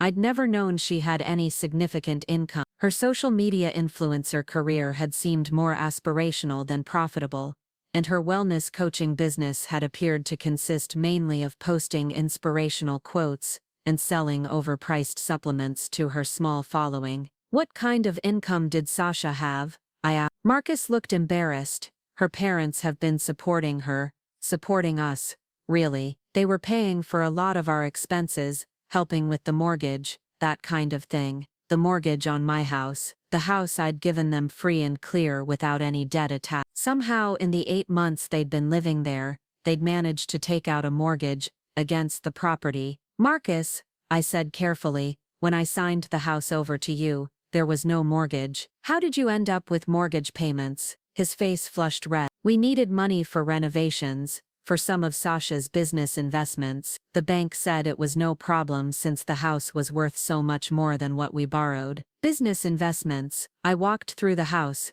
seeing the evidence of those investments everywhere. The kitchen had been partially remodeled, with expensive granite countertops that didn't match the cabinets, and appliances that looked like they'd never been used. The master bathroom had been torn apart and left unfinished, with new tile covering only half the floor, and a vanity that was still in its packaging. They'd turned my house into a construction zone, borrowing money against its value to fund projects they'd never completed, and a lifestyle they couldn't afford. The equity I'd built over 40 years of careful payments had been mortgaged away in less than a year. "How much do you owe?" I asked. "About 80,000, Marcus said quietly, "maybe a little more with the interest and penalties." $80,000, against a house that had been free and clear when I'd given it to them. I felt Walter's hand on my elbow, steadying me as the full scope of what they'd done sank in. "The mortgage payments are about $1,200 a month, Marcus continued, "plus insurance and taxes and utilities. I can't keep up with it on my own." He was looking at me with that expression I remembered from his childhood, the hopeful, pleading look he'd get when he'd done something wrong, and was waiting for me to fix it. When he'd broken a neighbor's window with a baseball, and needed me to talk to the parent. When he'd failed a class in college, and needed me to call the professor. When he'd been arrested for drinking and driving, and needed me to post bail. For 43 years I'd been his safety net, his problem solver, his get-out-of-jail-free card. I'd always been there to absorb the consequences of his poor decisions, to smooth over the damage, to make everything right again. But not this time. This time, he was going to have to figure it out himself. "I'm sorry to hear that," I said. "It sounds like a difficult situation." He waited for me to offer to help, to suggest a solution, to take on his problem as my own. When I didn't, his expression grew more desperate. "Mom, I know I messed up, I know I treated you badly, but I'm your son. You can't just let me lose everything." Let him lose everything, as if his problems were somehow my responsibility,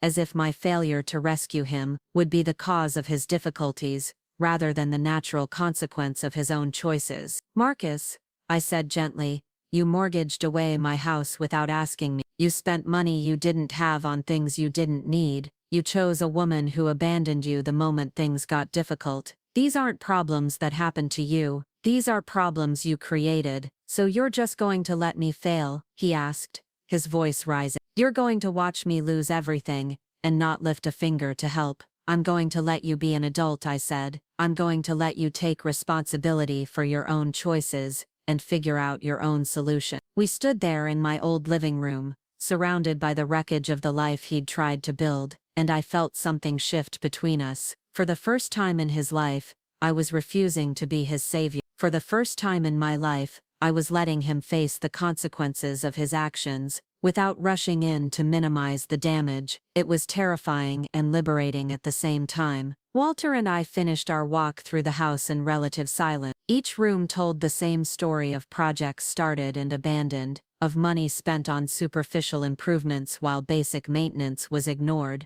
The basement had water damage that looked recent. The upstairs bathroom had a ceiling stain that suggested a roof leak. The garage, where I'd been forced to live, still smelled of motor oil and contained boxes of my belongings that had never been properly sorted or stored. By the time we left, I knew what I was going to do with the house. Not because I wanted revenge, not because I wanted to punish Marcus, but because I finally understood that sometimes the most loving thing you could do for someone was to let them hit bottom. The next week, I put the house on the market. The real estate agent, a competent woman named Susan, who specialized in older homes, was optimistic about the selling price, despite the unfinished renovations and deferred maintenance. "Properties in this neighborhood are in high demand," she said as we walked through the rooms together, "and the bones of this house are solid. The right buyer will see the potential. The potential." That's what Jerome and I had seen when we'd bought the place 43 years ago. A house that could become a home,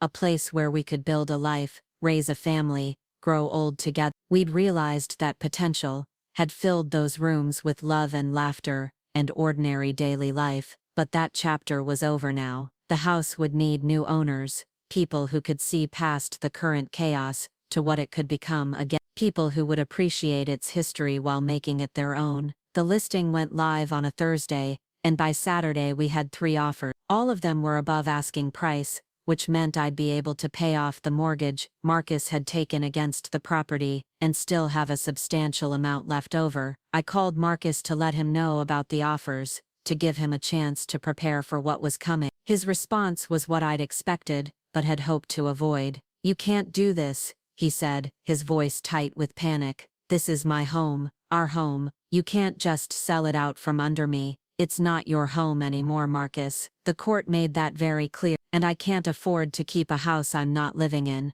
especially one with a mortgage I didn't agree to. I'll find a way to make the payments," he said desperately. "Give me more time. Give me a chance to figure this out." "How much more time?" I asked. "Another month? 6 months? A year?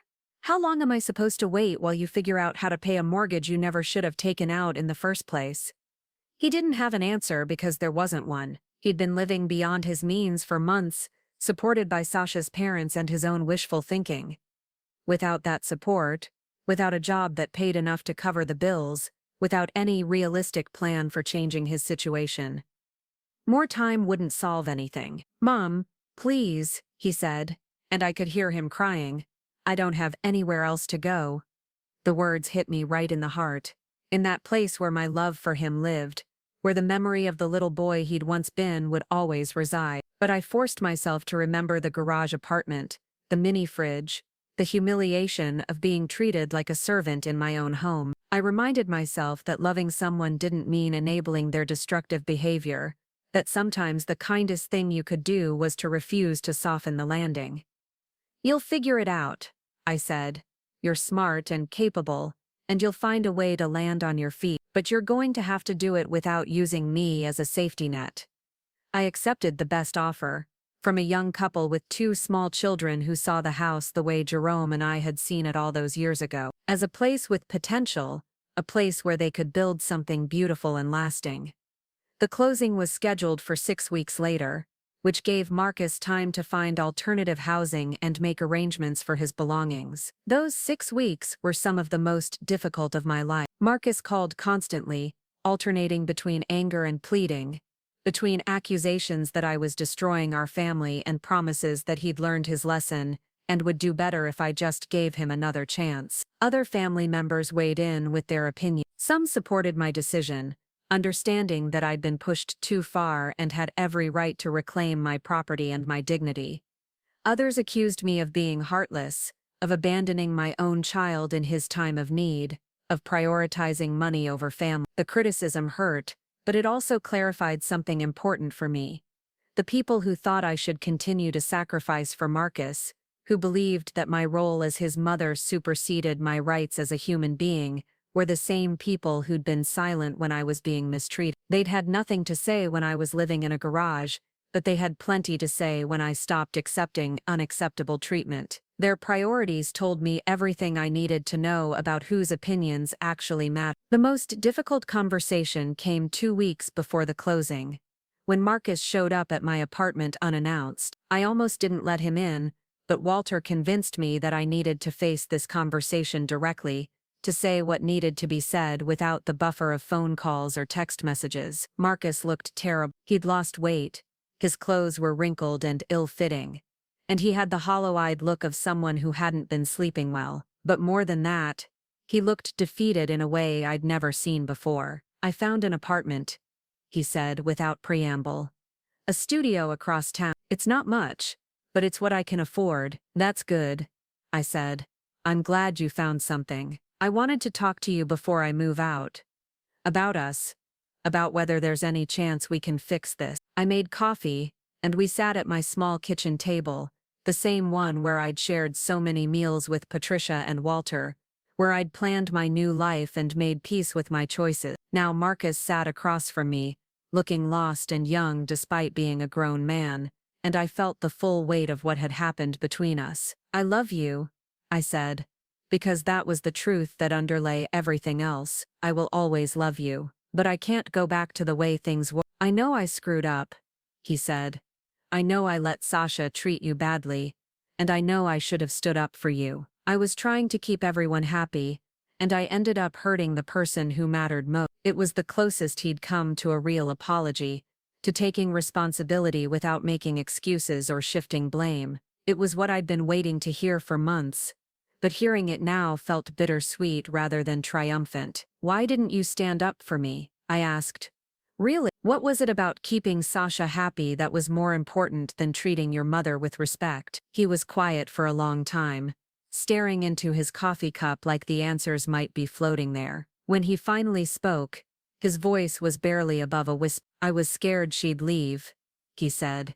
"After the divorce, after everything fell apart with Jennifer, I was so scared of being alone again. And Sasha was beautiful and exciting, and she made me feel like I was someone worth being with. I guess I thought if I could give her everything she wanted, if I could make her happy enough, she'd stay." "But she didn't stay," I pointed out gently.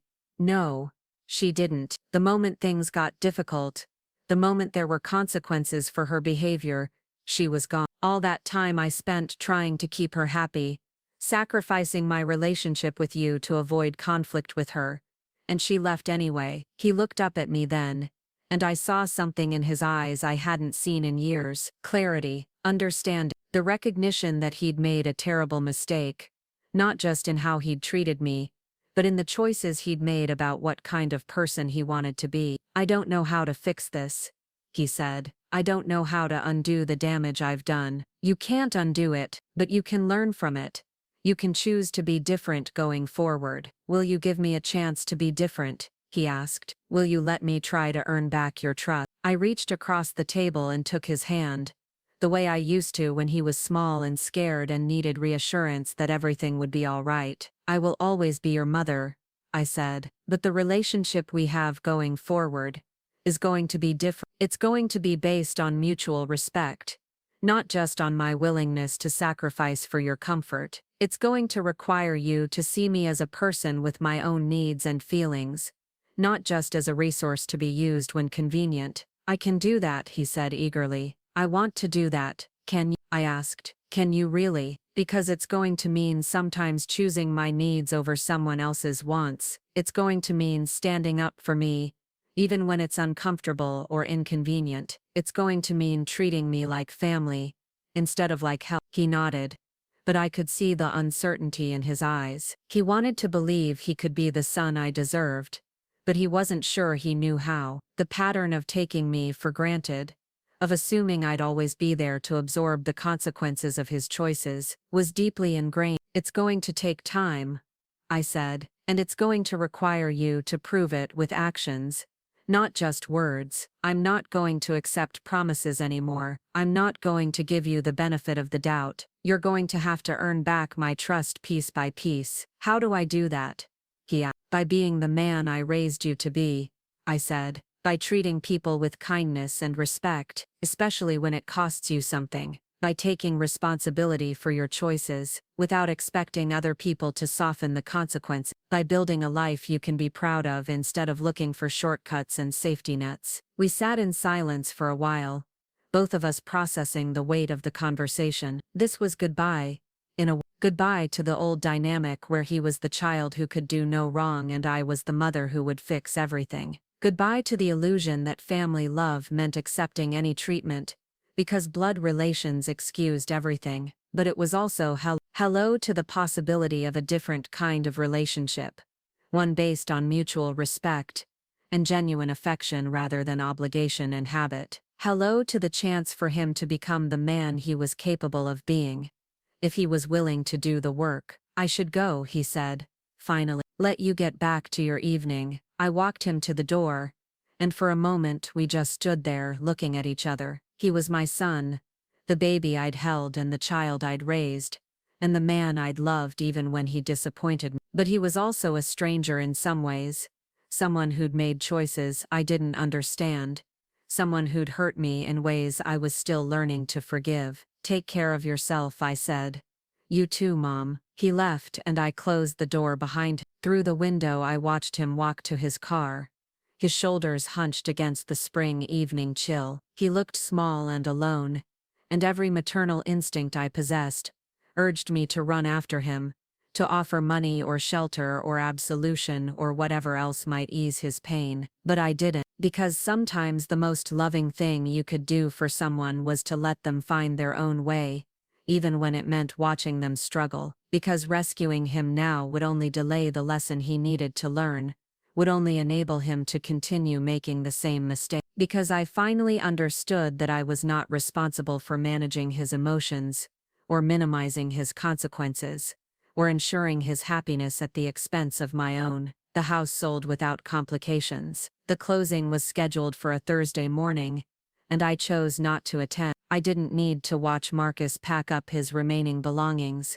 or see the new family take possession of the place where Jerome and I had built our life together. Some endings were better observed from a distance. Instead, I spent that morning in the community garden with Walter, planting summer vegetables and planning the layout for the fall crops. We worked in comfortable silence, our hands dirty with soil, the sun warm on our back. Around us, other residents tended their plots, sharing tools and advice and the simple pleasure of growing things. This was my life now, small but complete, quiet but fulfilling, mine in a way that felt both precious and permanent. I had friends who valued my company, activities that brought me joy, a home that belonged entirely to me. I had learned to live for myself without becoming selfish, to set boundaries without becoming cruel, to choose my own happiness without sacrificing my capacity for love. My phone buzzed with a text from Susan, the real estate agent.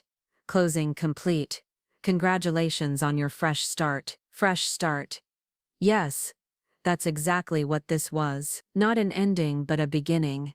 Not a loss but a liberation. Not the destruction of a family, but the chance to build healthier relationships based on respect rather than obligation. I looked around the garden, at the neat rows of plants just beginning to emerge from the soil, at the promise of growth and abundance that lay ahead. Like those seedlings, I was starting over, putting down new roots in soil that would nourish rather than deplete me. It felt like the beginning of something beautiful. 6 months after the house sold, I received an unexpected phone call. It was a Tuesday morning, and I was sitting on my balcony with my second cup of coffee, watching Mrs. Chen's granddaughter practice riding her bicycle in the courtyard below. The caller ID showed a number I didn't recognize, and for a moment I considered letting it go to voicemail. These days I was selective about which interruptions I allowed into my peaceful mornings, but something made me answer and I'm glad I did. Mrs. Thompson, this is Sarah Martinez. I'm a social worker with the county's Adult Protective Services Division. I was wondering if I could speak with you about your experience with our department. My heart skipped a beat. Had something happened to Marcus? Had he gotten into some kind of trouble that required intervention from social service? Despite everything that had passed between us, he was still my son, and the thought of him in serious difficulty sent a familiar spike of worry through my chest. Is this about my son? I asked. Oh no, nothing like that, Sarah said quickly. I'm actually calling because your case has become something of a teaching tool in our department. The way you advocated for yourself, the documentation you provided, the outcome you achieved. It's exactly the kind of self-advocacy we're trying to encourage in other clients. My case as a teaching tool, the idea that my experience living in a garage, being treated like household help by my own family, could somehow help other people in similar situations, had never occurred to me. But as Sarah explained further, I began to understand why it might be valuable. We see a lot of elder abuse cases, she continued, but most of them involve strangers or distant relatives. Family abuse, especially the subtle kind where adult children gradually take over their parents' lives and resources, is much harder to identify and address. Your willingness to call for help, to document what was happening, to pursue legal remedies, it shows other seniors that they have options. She asked if I'd be willing to speak at a training session for social workers, to share my story with professionals who might encounter similar situations. The idea terrified and intrigued me in equal measure. Standing up in front of a room full of strangers,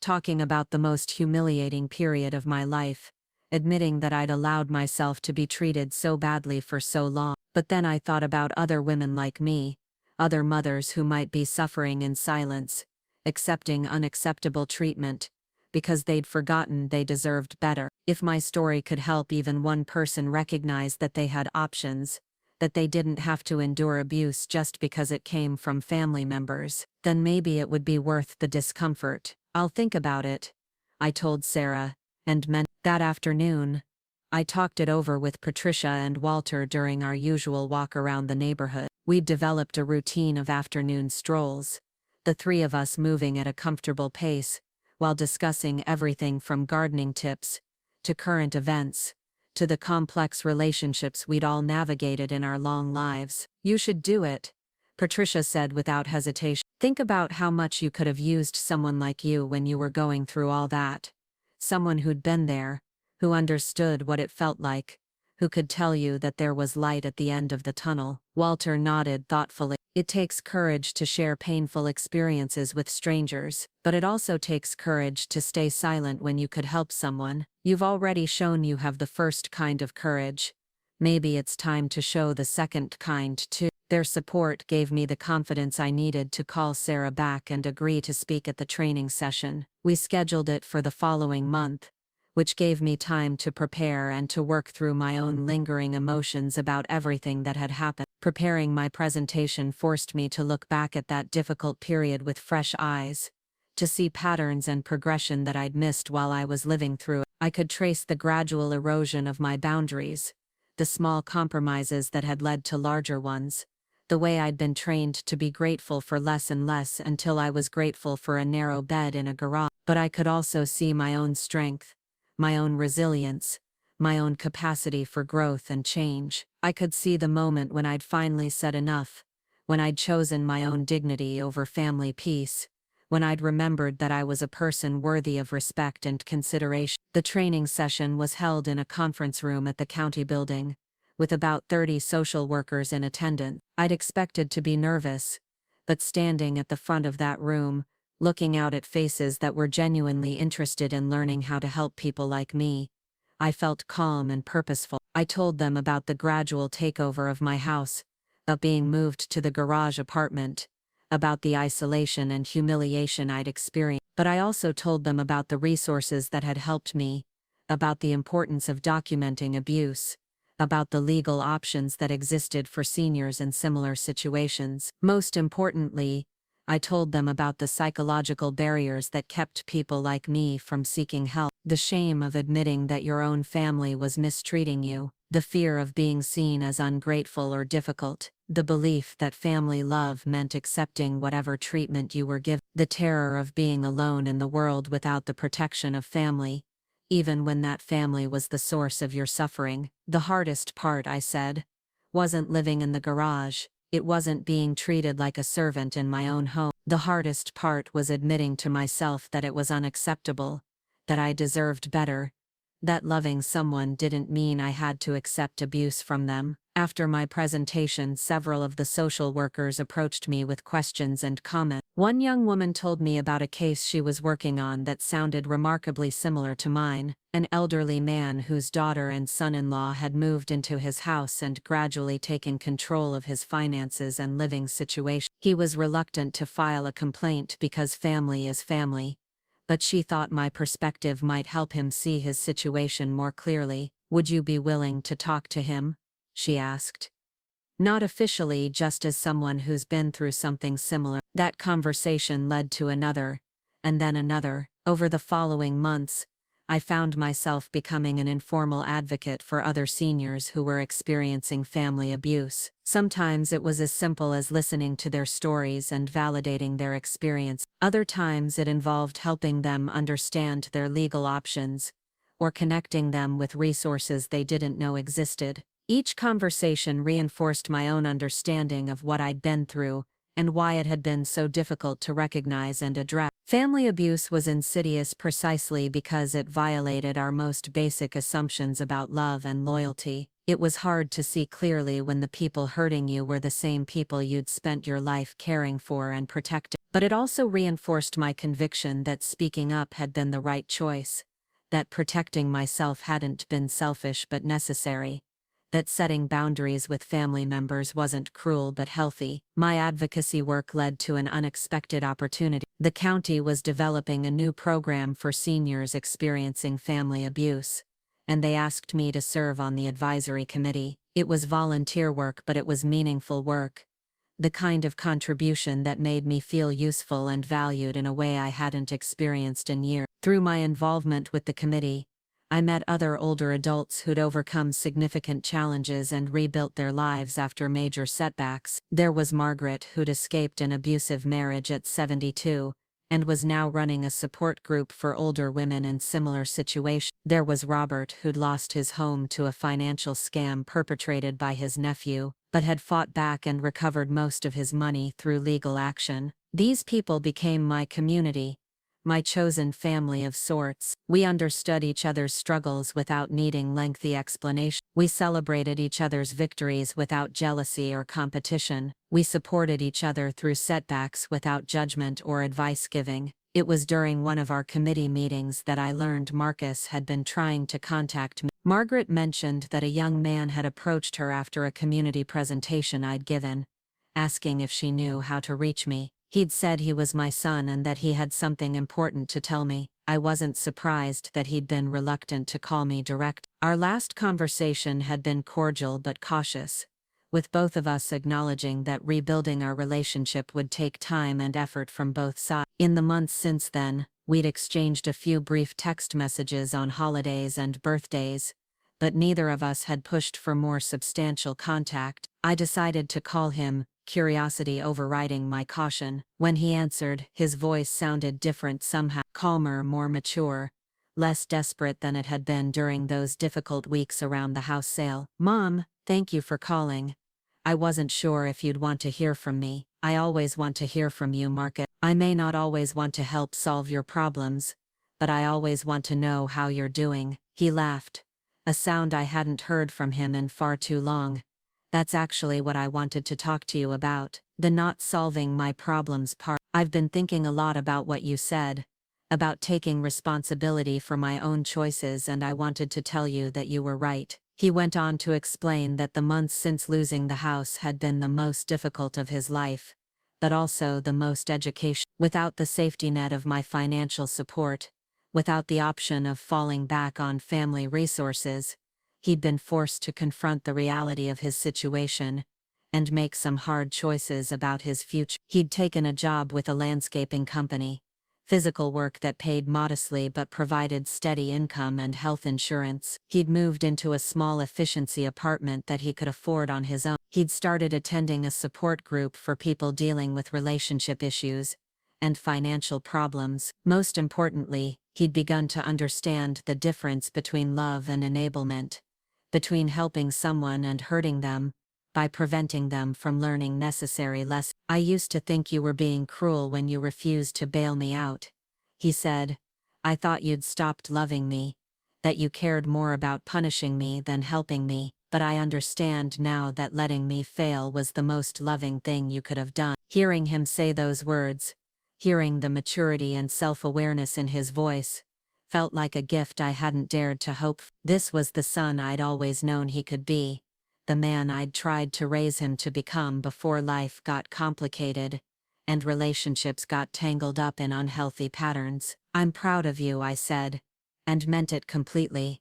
"It takes courage to face your mistakes and change your life. It takes strength to build something new, instead of looking for shortcuts back to what you had before. I learned it from you," he said.